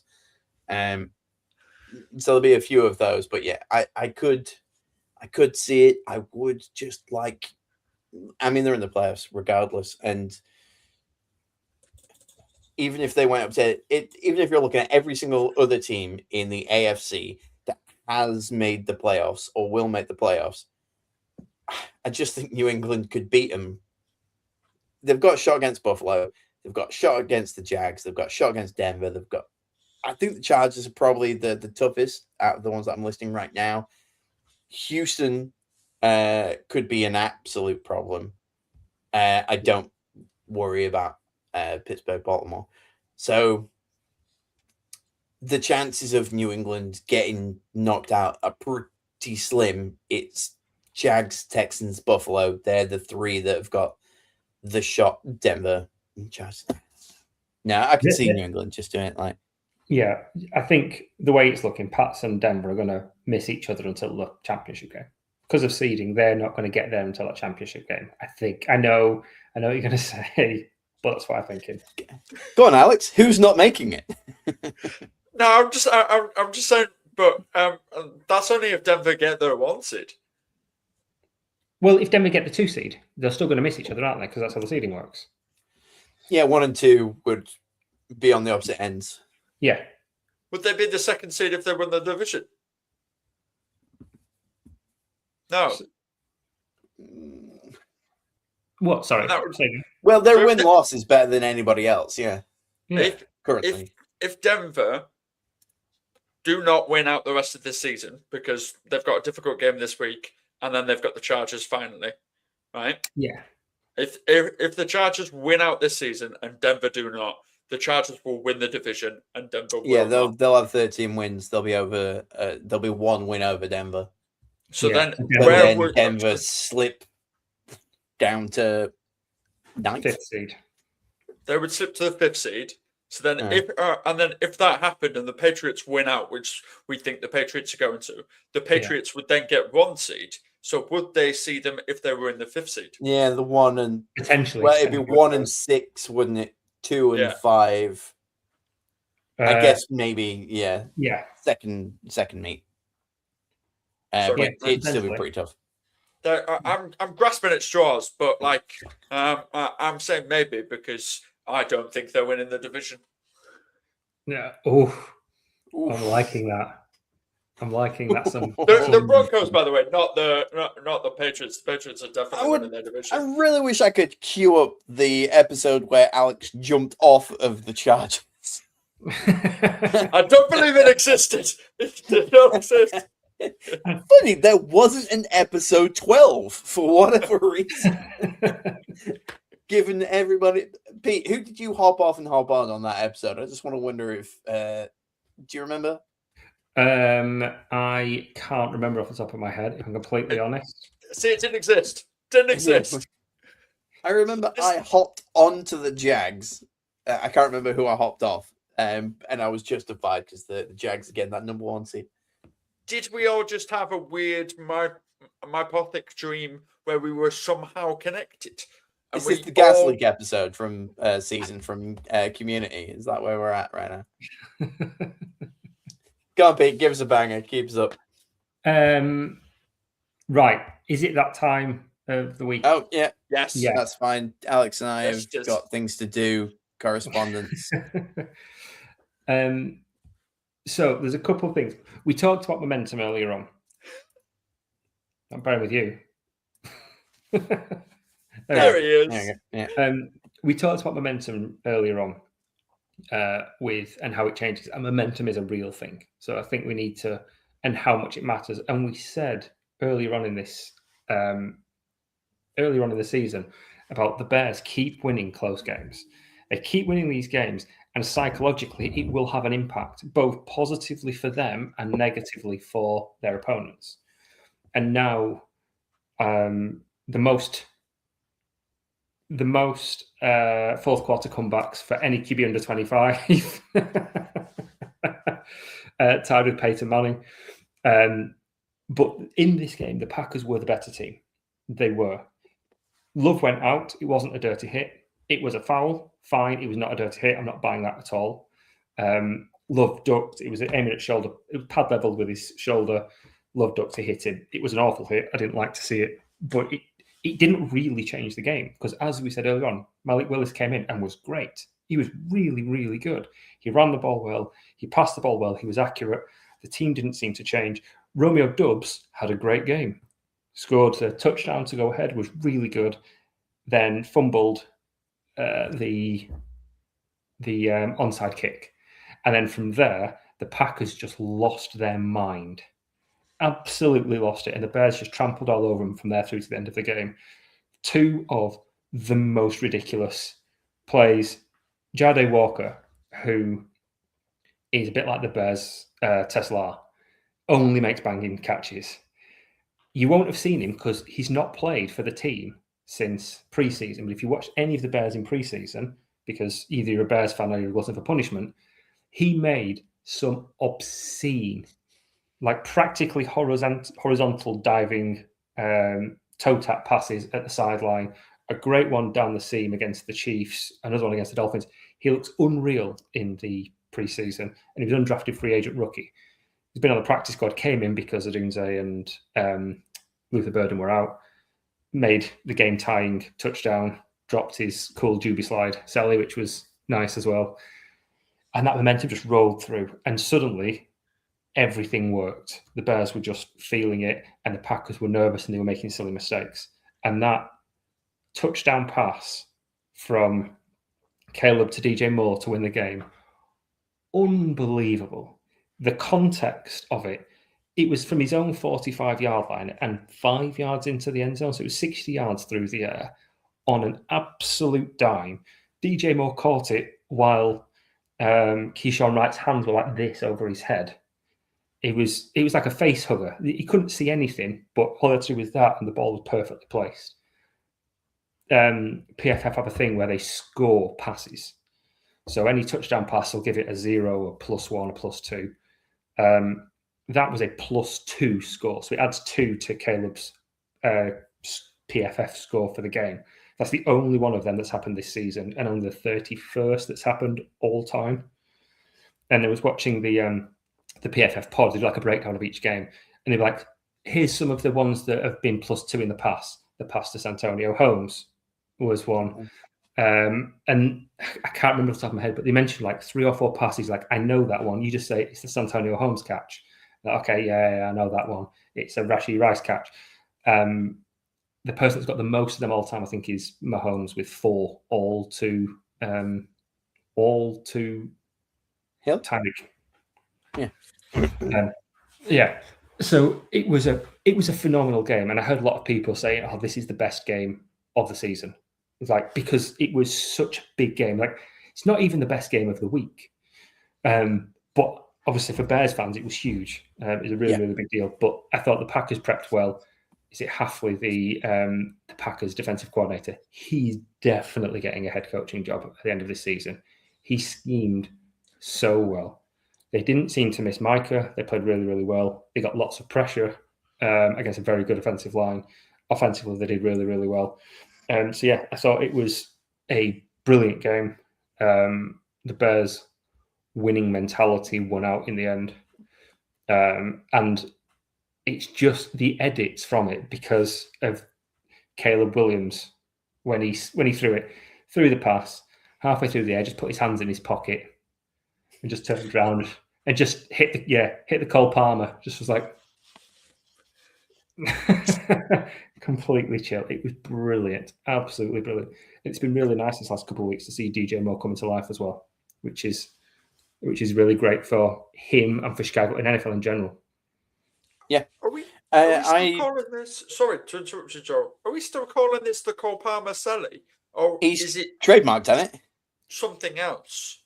Well, thing is, because it's Cole Palmer, it's not even his, is it? He said it was one of his teammates from the City Youth Squad. I can't remember who it was that did it first, and he copied it. Oh, Morgan Rogers. Morgan Rogers. Thank you. Yes, it's the Cold Rogers. Yeah. Which is great for Bears fans. and he was asked, "Oh, is it the Collins?" Like, yeah. And it's really interesting. You watch the interview afterwards. He was talking to Caleb. He was like, "Oh, is this?" I think it was after last week. He said, "Oh, is this the Cole Palmer?" He's like, "Oh, yeah, he's a baller." And the way he was talking, he's like, "I'm just being I'm being really, really respectful." And you could tell he has no idea who Cole Palmer is. I bet he's seen a video of someone doing this and going, "Oh, that's cool." But he has no. He doesn't watch it. He's got no idea. But he was being really clever. Yeah, he's a baller. He's really, really good. And yeah, I liked it. So I picked that one up. Yeah, absolutely wrong. On the game, I watched it. I love the Game Pass in 40. Just snaps, nothing else. Just every single snap of the game. Oh, it's worth like paying the zone. And the game in 40, usually about 40 minutes. This one was 40 minutes. So when I start it, I never look at the timeline to see how long's left because I don't like to know. So I'm like, this is a 40-minute game is always in regulation. So you can imagine my surprise eating a Rudolph-shaped crumpet to just really hammer home the Christmassy British vibes. That when I saw there was an onside kick, I was like, it's a 40-minute game, so I know there's no overtime. The game in 40 is 56 minutes if there is overtime. Yeah. So I'm thinking they haven't got this. Usually at that point, I wouldn't even be looking. I genuinely was aghast when that hit. And immediately I was like, oh my God, I don't know if Pete's awake. I don't know if he's seen this. I need to talk to somebody. I had to wait and see whether or not either of you two had watched it. I felt like I had a secret that no one knew, and I was like, "Oh, God." Anyway, you were up at like 3 a.m. worried about whether or not the Bears were going to beat the Packers, weren't you, Pete? Yeah, I was like, I won't stay up and watch it at 1:20 because I need to get some beauty sleep. And that would be silly. and then didn't sleep because I was just like, oh, what's going on? What's going on? What's going on? So I watched because at that point, the Game of 40 wasn't up. The ad-free replay wasn't up. So I was like, right, I'm just going to have to watch the live game, just start from the beginning and just fast forward every single lad and play catch up. So like 4 o'clock, I'm in the spare bed like this because I don't want to wake anybody else up. Like going ballistic at these things, but I can't go to school. Watching it on a 6-inch screen. Yeah. Covers like your Game Boy in the 90s. Well, the thing is, I had my laptop nearby, so I was like, I'll watch it on my laptop, but I didn't have my charger with me. And just as they were measuring out or trying to rule on the onside kick, battery died. Yeah, all the drama. So I had to switch to my phone and watch it. But yeah, what an unbelievable experience. That's now, it's bananas, isn't it? So it's 2-2. And that's probably right on the course of things since Caleb's been there, Bears and Packers. But in that time, the Packers won 1 because of a blocked field goal. Last week, the Bears really should have tied that one up, or potentially even won it because they're probably going to go for 2. They had more time. Caleb rushed it. That was daft. They won it with a walk-off field goal last game of last season. And then that one, it's been so close. And it does bode well for week 1 of the playoffs when the Bears will inevitably facing the Packers. It's going to happen in Soldier Field in week 1. It's almost certain at this point. So yeah, it's been what a game. Absolutely loved it. And Josh Jacobs, rubbish. He just did not look well at all. Didn't look healthy. He's been playing people out of the fantasy playoffs. Got to respect that. I didn't go up against him. Didn't really care for it. I'm going to keep the bangers rolling. The New Orleans Saints. The tank is dead. Long live fighting the NFC South for a playoff spot. I stuck it in the bangers because I've been trying to tank the Saints, and then all of a sudden that my narrative is all over the spot. Like I was like, yes, shook. I'm in. Let's do it. And then the Saints sucked. I was like, great move. Let's get some like draft capital. And now we're at the point where Pete basically had to convince me. It didn't take much convincing. He's just like, don't tank. Just embrace it. Get some wins. Like Shook will be your guy. And I'm like, yeah, okay, right. That's it. We've switched. The tank is dead, which means fine. We've got our QB. We'll get him, top 10 draft pick probably. And looking at the NFC South, we don't need the number 1 draft pick to make the playoffs. No. All we've got to do is win 9 games. And there's loads of games. We can win 9. Like, why the hell not? Exactly. And like we said, you've got a 45-year-old QB, so let him get the wins in while he can. He's the oldest rookie outside of a Disney Plus show. So let's let him get him. And if he is the guy and you can get wins with him, then that's way more important than 4 or 5 picks up, isn't it? It's a big deal. I keep wanting to say he's wise beyond his years, but he isn't. Because he's the years. He's just wise. So whatever rookie comes in, he can put his arm around them and be like, I remember when I first started in the NFL last season. Let me tell you about being a QB for the New Orleans Saints. So yeah, just absolutely, let's do it. Let's just ride this dumpster fire while the every other team seems to be cannibalizing themselves. We'll just. I would just like to see the Saints in the playoffs again. So at this point, QB's fine, running backs doing good, defense is decent enough to keep on going. Olave apparently is the worst thing that I could have traded away at the beginning of this season in a dynasty league. Yeah, that was. But who knew that Shook was going to come in and connect with the guy on a spiritual level? So yeah, let's just do it. Let's just go out there and win some games. I can just have fun watching the Saints again and not hope they lose. Going to keep them out of my accumulators each week because God knows what Saints team are going to show up. Yeah. But we're really going to go for 9 wins next season. Maybe 10. Maybe hit double digits. Who knows? And do you know what? Kellen Moore is a good play caller. He's got a good head coach. He only needs a game manager. He did his rate of passing and his play is positive. So if he can get a league average QB, if Shook can elevate to that level, that can probably be enough. If they can work on the defense and get weapons around him and build through the draft that way, there's still a lot of potential there. So it could be interesting next season. I'm really excited to see what we can do. I think you'll win out. Yeah, let's do it. I think you'll win out. I think you'll win out the Let's rest of get the the season. wins. I really do. I think that's my other millionth hot take of this podcast, because apparently that's all I've been dropping today. But yeah, I think you win out. Who have they got in their remaining games? I will find out for you now. Just having a look now. Titans Falcons. I think you'll win out. I'm right there with you, Alex. Interestingly, so the Saints had one of the worst buy tickets now prices last week at $13. It's up to 51. Oh, okay. If you find yourself in New Orleans, pop over and watch. Oh no, it's at the Titans. If you find yourself in Tennessee, go and chuck $50 down and go watch the Saints versus Titans, and then spend $33 watching the Saints Falcons in Week 18. Talk amongst yourselves. The dog just keeps barking. She's outside, bless her. Okay. Before we completely move off the Saints, do we wait till he comes back to mention the greatest New Orleans Saint of all time?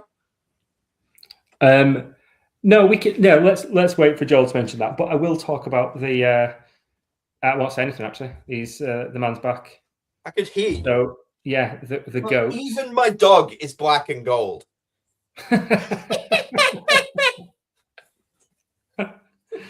Oh, you should go.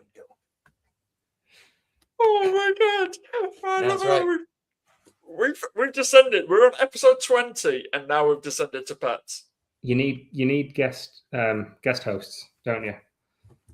Offers a different viewpoint. It's really low down. Yeah. Just have to go wake somebody else up. No, that's great. So yeah, let's talk about the unique stat then from New Orleans Saint Hall of Famer. Yeah. Taysom Hill. Is that where we're going here? That's where we're going to go to New Orleans Saint Taysom Hill. Before we do, what does Taysom Hill mean to a New Orleans Saint fan? He's decimated the salary cap for so many years. He's absolutely prevented a lot of money going elsewhere, is what he's done. But as a fan of just the insane things that they keep doing with him, you just gotta love to see it, haven't you? I can't think of anything better than here's Taysom Hill lining up at kicker. Just whatever it is, just put him out there. It does not matter. I watched Drew Brees talk about him a few weeks ago, and he was saying just how much he loved having Taysom Hill on the team. Because it was either I could take a rest and he can take a few snaps, or he can be in at tight end, or he can block, or he'll run one in. It's just, as a QB, that's a great thing to have. I'm thoroughly shocked at how much money they've been paying him. And it would be interesting if they could have found a way to get him a Super Bowl, because nothing screams incredible good lifetime movie than Taysom Hill running in a touchdown in the Super Bowl, or catching one, or just doing everything he possibly could do. So credit to the guy. But Alex, give us the stats. I just like to hear them. I know them, but I like to be read to. He is the only player since 1950 with 1,000 plus rushing, receiving, and passing yards in a career. So it's 2,551 career rushing yards, 2,426 career passing yards, and 1,002 career reception yards. Amazing. For a tight end, for his receiving yards to be half his passing and rushing is bonkers. That's absolutely bonkers. Did you not listen to Joel's epitaph? He's not just a tight end. He's the Saints. He is Swiss Army dude. He are the Saints. Yeah, I'm going to go put the Saints out. Carry on talking. Yeah. He is the entirety of the Saints. I love Taysom Hill. Does he count as more than one player against the roster cap? He should. Yeah. We can only have 51 players because you have a Taysom Hill. I think it's only fair. And while we're glazing the Saints, I think it's probably a good time to mention the Jets because they were also at this game, in theory. We think the Saints are improving. We think there's potential there at quarterback with Tyler Shook and certainly potential there with Kellen Moore.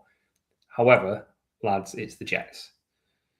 The Jets lost 29-6 to a team that many people thought would be in the fight almost like a week or two ago for the 1 overall pick.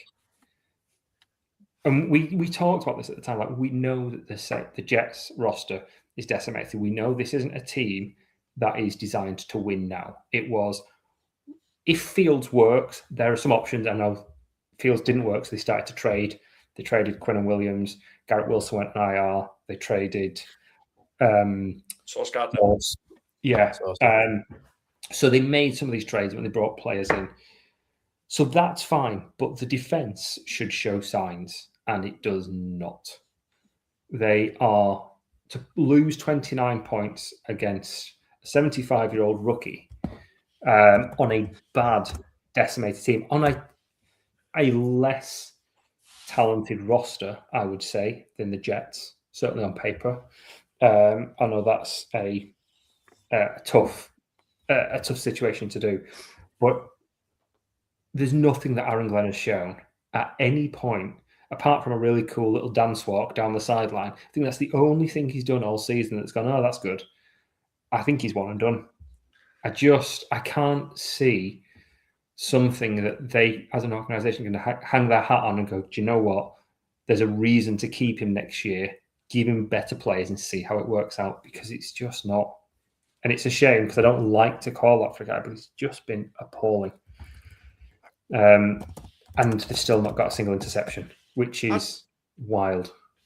I don't even know what the Jets do because, apart from news every week, but like off the field wise, I don't even know what they do because Woody Johnson's not going to sell the team.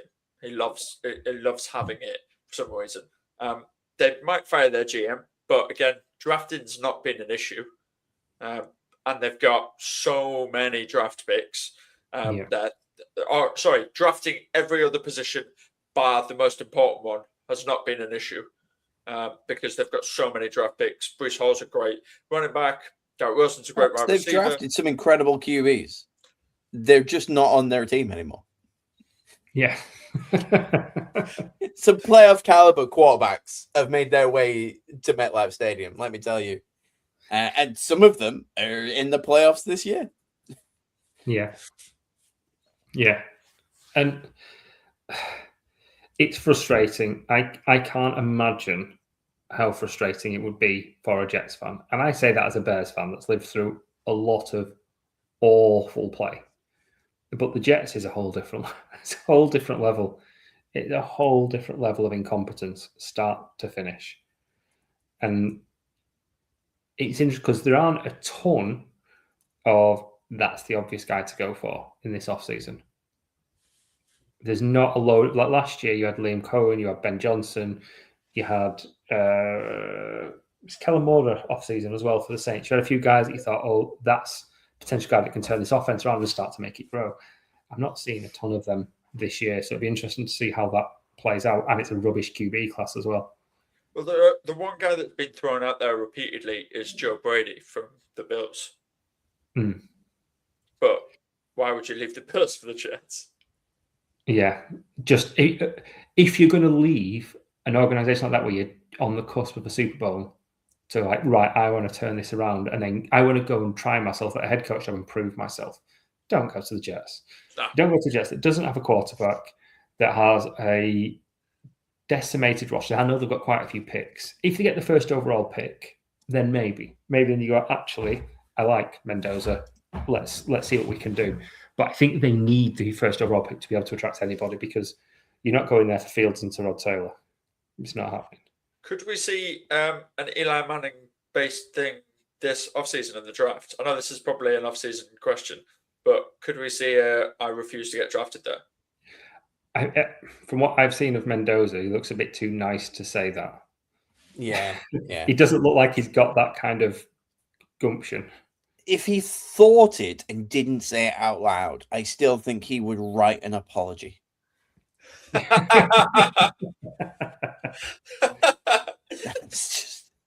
Also, the Raiders and the Giants have 2 wins each. The Jets have 3 wins, so they're not even the first pick. No.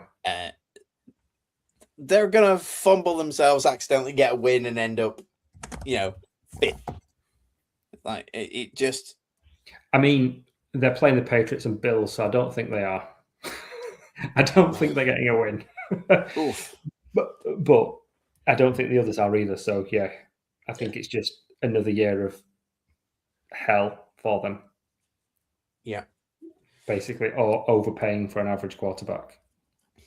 Fair enough. Well, we could stomp on this seal as much as we like, but we've still got a bunch of stuff that people have a little chat about. Alex, we're pretty bang alike when it comes to you, and you've got quite a few things in there. Like, bring the mood up from the Jets. Justin Herbert's a baller. Yeah, shot caller. Yep. He's the.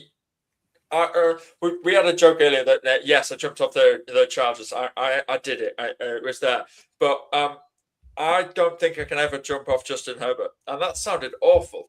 And really... It was the fire they needed, Alex. They heard that they disappointed you, their number one fan, and they were like, guys, we can't do this.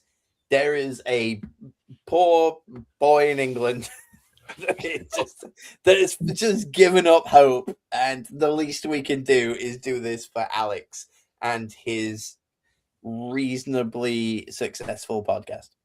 There we go. But like, yeah. The reason I jumped off this was because this pass blocking is garbage. This offensive line is the worst in football. And this offensive line is the worst in football. According to not only PFF, but also ESPN's rankings, the Chargers are 32nd. The Browns, the Raiders, the Saints, the Cowboys, and the Bengals are just above them and go up to 27. But the Chargers have the worst offensive line in football, according to those. Shout out to the Bengals not being top 5. You're on the ways up. Yeah, but got a W there. Right?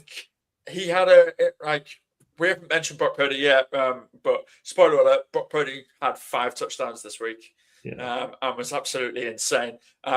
Justin Herbert had a better QBR than Brock Purdy, and Brock Purdy scored 5 touchdowns. It's incredible. He had to have 33 dropbacks this weekend against Dallas because he was just getting pressured that much. Everybody thought, and their ass kind of fell over tit when he ran 40 yards because it was like, whoa, calm down, Justin. What are you doing here, man? You're running.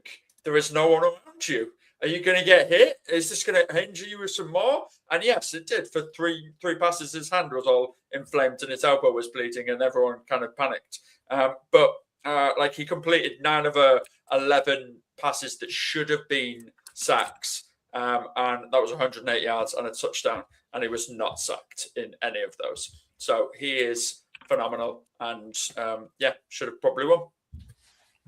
Yeah. He's great. Yeah. And if you think next week as well, if we've got him in there with, if you've got him there, you've got Hampton back fit next year. You've got Alton Slater fully fighting fit. It's a shame about the division, but if the Chiefs, it's like, yes, the Chiefs are finally falling off. Goodness sake, Denver, what are you playing at? It could be a really, really tough battle, and the Raiders are also there. So yeah, he is fantastic, and I think it does help a lot of QBs playing against the Cowboys.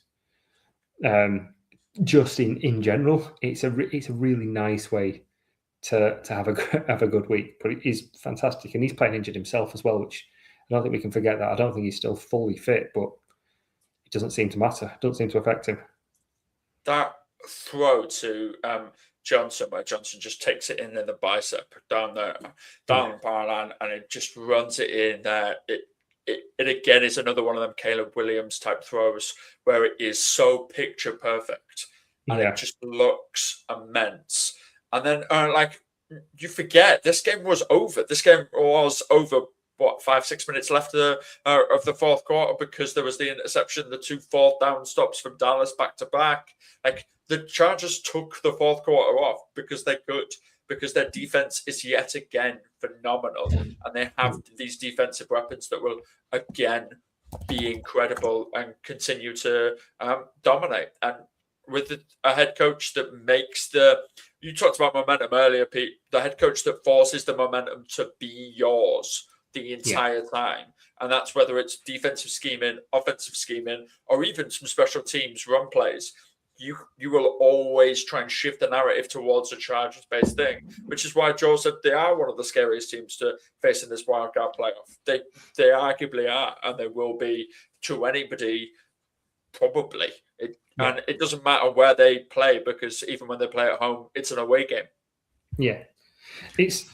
It will be an interesting experiment, won't it, if they do get that 1 seed? Because you're right, it is on the cards.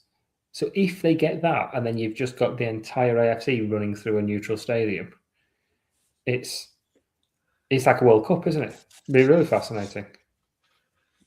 Yeah, and probably not an advantage at all. No. Yeah. Just not helpful in the slightest. Where is the Super Bowl this year? I can't remember. New Orleans? I wanted to say the Saints, but I think it's in New Orleans.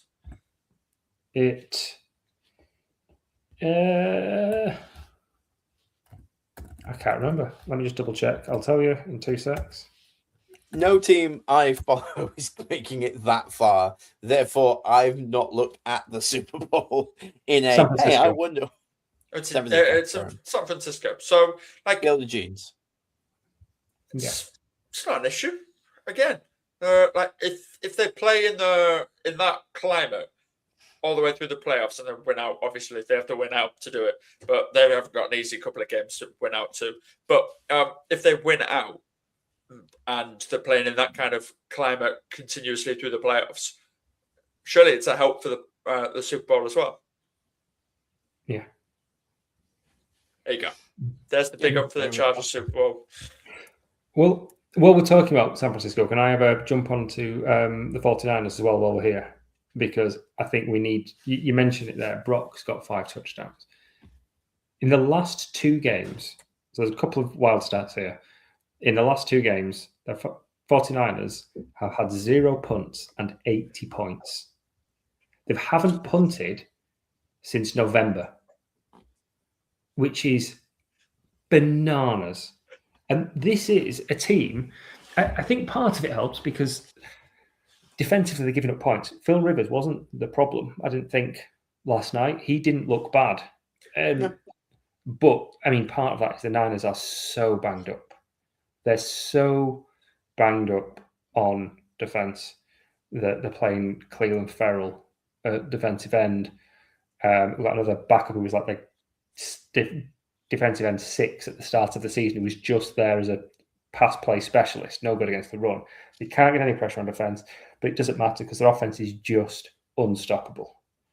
Brock Purdy's thrown 5 touchdowns. And yeah, they are an incredible, incredible team.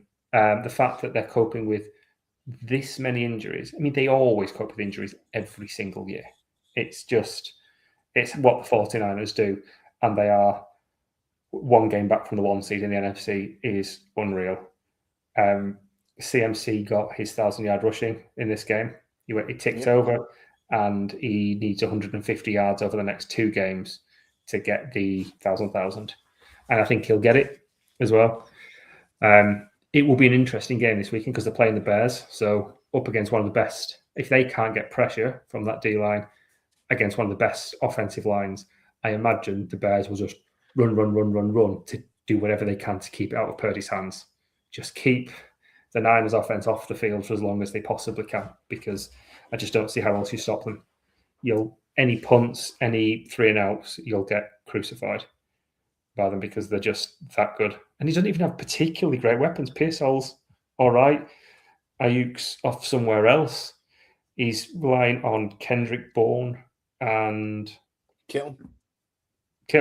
Yeah. And who's the other wide receiver? Jennings. Thank you, John Jennings. Yeah. So it's not like it's a superstar cast outside of Kittle and CMC, but they just keep getting it done.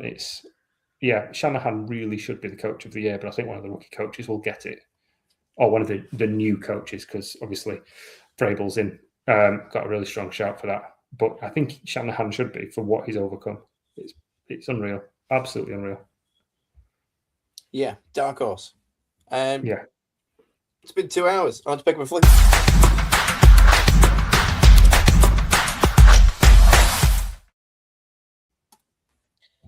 Good Lord, we could continue talking about. Sometimes I'm like, wow, how does Rich Eisen put in 3 hours? And I'm like, you know what? Easy. A little Disney Plus podcast now. Anyway, underdogs, overdogs, Wombling free. The pick'em and flick'em. Boy, did I have a week. I knew this was coming. I knew it was 13-3. 13-3. Nice. I have dragged myself up. All right. You know what? I don't talk about myself enough. I have dragged myself up in this pick'em competition from being in like 12th and, having a bit of fun, picking here and there. And then boom, with 2 weeks to go, I'm top 3. I'm within 5 of the being first overall. Shout out to Raider Butts, first overall with 157. I'm 153. I'm only 4 wins behind the top spot. I could be giving myself a prize.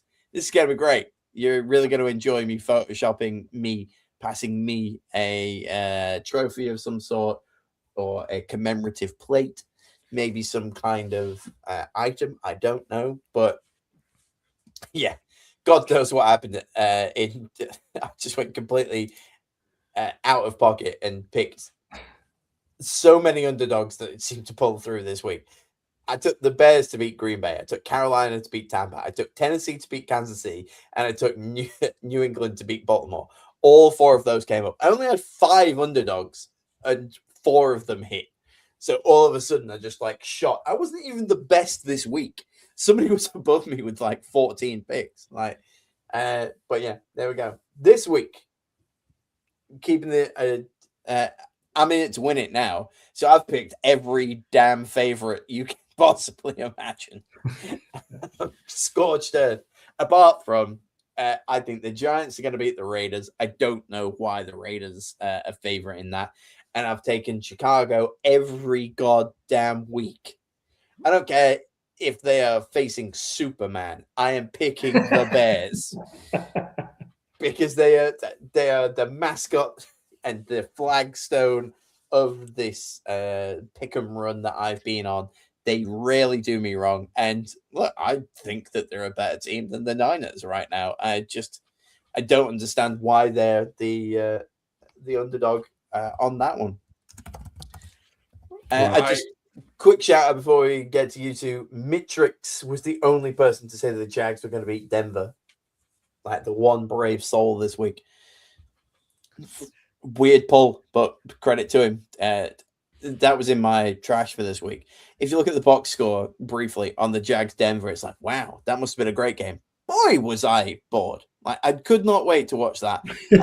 I got nothing from it.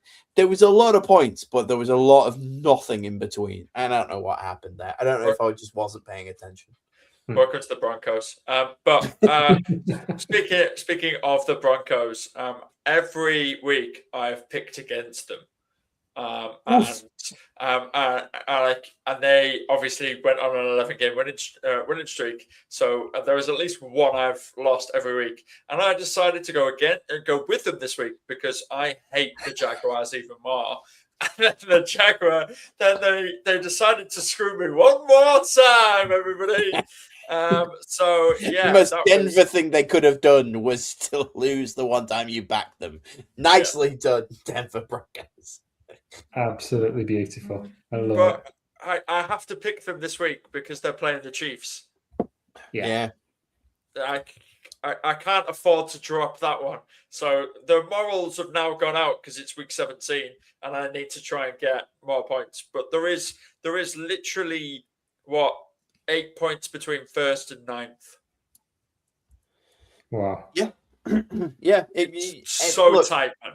Any of you could be me, just down the road. If your heart is pure and you dream and you put in the hours, you could be like me. You could reach the highest of heights. You could hit the podium, top 3. I'm really looking Alex, forward you hit to top 10. I'm proud of you, bud. Proud of you. You had such a terrible start. You're one win ahead of Pete.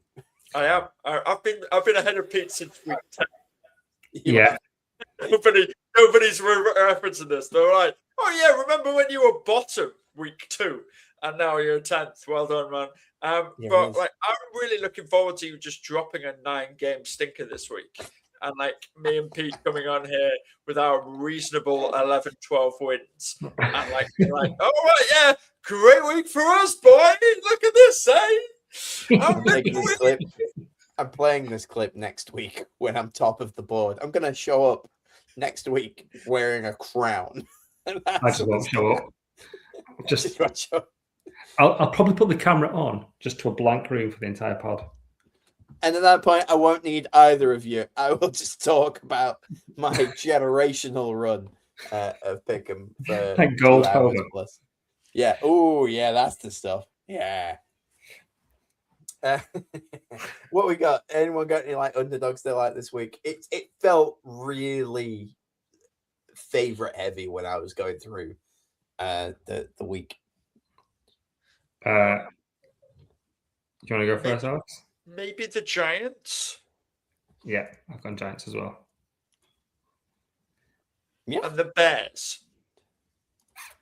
Yeah, the Bears. Again, the Bears should not be in an underdog, in my opinion. I love that I'm the only person that's picking the 49ers. I think the Niners do it because it's in San Fran. I think if it was in Chicago in the cold, it would make a difference. I think San Fran are getting that one personally. I've gone the Giants, but the bigger shock ones for me, I think the Browns beat the Steelers this week. They generally have one of the games a season where they either beat the Steelers or play them close, and I think they do. And I think Myles Garrett cuts Aaron Rodgers in half, just spears him, and he's just 2 separate pieces of quarterback on different parts of the field, still claiming he's the best quarterback in the league as he just drags himself around like that thing out of the treasure chest in Game of Thrones. So yeah, I think the Browns beat the Steelers. That's my big onion hanger. And I think the Texans beat the Chargers.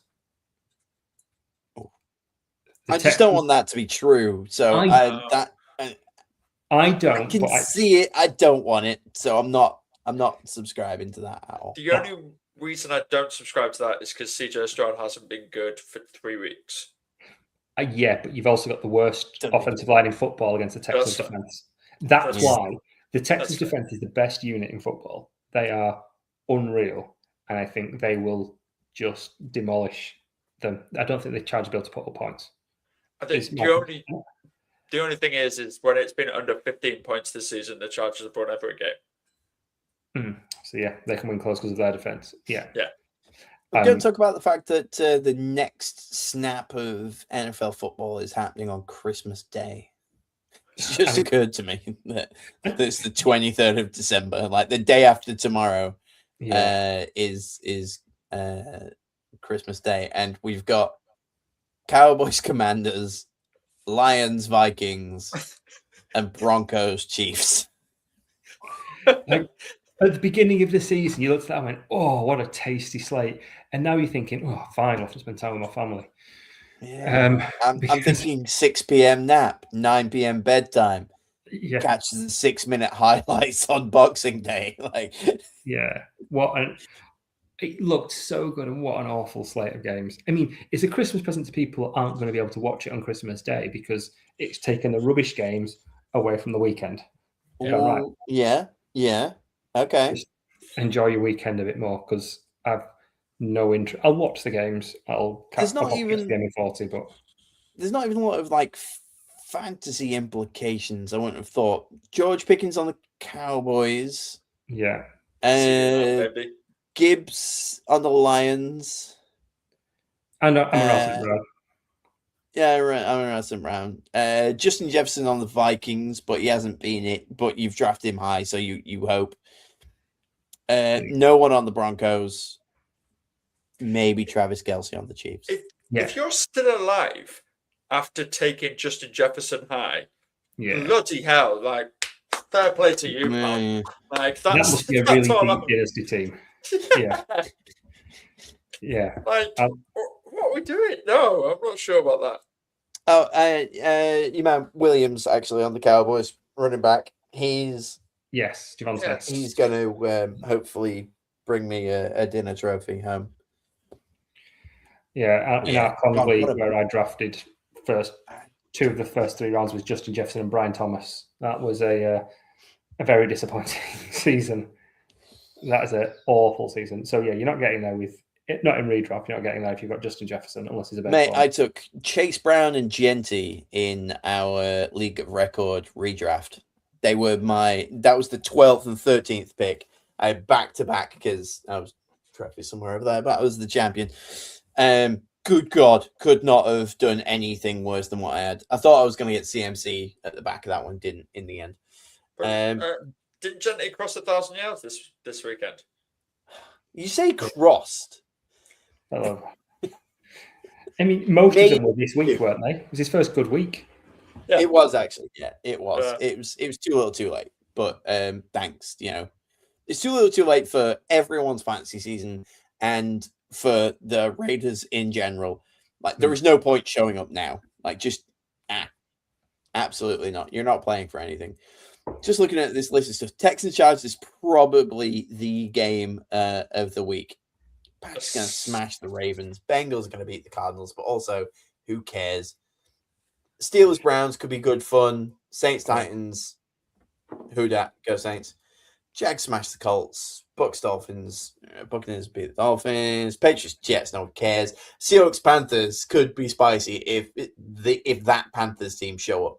Yeah. If they're like, this is it. If we can get the win over the Seahawks, we have got a shot here. I don't see it. Giants Raiders, great news. Nobody has to tune in at 9:05 p.m. Eagles Bills, once upon a time, would have been but I just don't care. You're both in the playoffs. We'll just see what happens. Bears Niners will be good fun. Rams smash the Raiders. So, giving everything that we've got, Bears Niners will be one to look out for. Texans Chargers. I'm just taking your two teams and sod it, Saints to get the win. Like, let's just have a full family podcast of wins. Let's have a Chargers, Saints, Bears. Wait, did we actually do that this week? Yeah. Wow, that doesn't happen very often. Usually dragged down by my lot. But yeah, let's have like a Merry Christmas with all of those. What obviously Bears and Chargers. Is there anything else in that slate that either of you two have got your eye on? Eagles Bills. I don't think it's going to be high scoring, but I think it's going to be a tense, close game. I think it's going to be really good watching quarter 4, just to see what happens. And it'd be good for good defensive play, I think. But I'm really fascinated by that game because with it being in Buffalo, I have no idea which way it's going to go. And there's a lot on the line for Buffalo because they're still trying to get that. They're still hoping that the Pats slip up. They won't. But they want it for that. There's only 2 late games on Sunday. So that's a rare W for Red Zone. No adverts, and you can just flip between Eagles-Bills at 9:25 and Giants-Raiders. Good for a laugh. Stick the Benny Hill theme on. I think what they'll most likely do is put a lot of Bills Eagles on, and then just play the highlights of the Giants. The Giants. There's going to be a lot of catch of the day brought to you by Hyundai. There's going to be a lot of highlights from the early slate. And then occasionally flipping over to Jackson Dart running away from Max Crosby to the Catch the Pigeon music. Oh, yeah. I nearly started Jackson Dart over Matt Stafford this week. Jackson Dart scored 0.02 fantasy points, and Matt Stafford scored 36. I genuinely nearly did it. And I was like, what are you thinking? Oof. Because of the matchup. Oh, wow. Yeah. Bonkers. Absolute madness. Anything else before we wrap this up for, not for the year, but before the holidays? Just a Merry Christmas to everybody that watches. Yeah. Absolutely. It's been a heck of this is episode 20, so we've gone 20 weeks. We've not missed one. We've done more weeks than there are regular season games in the NFL so far. So well done. Merry Christmas, happy holidays, all of that stuff to everybody, and especially to you two. Yeah. To you. Thanks very much. Have a beautiful time with your beautiful families. And look, we'll be back. The next of our show is the 30th. No one does anything on the 30th. Some people work like chumps. Not me.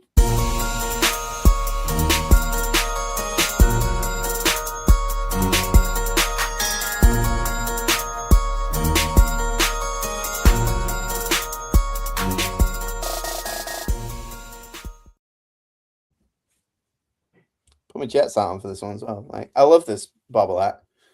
It's really cool, but it's also the Jets. So everyone just assumes you're wearing it for fashion and not for support.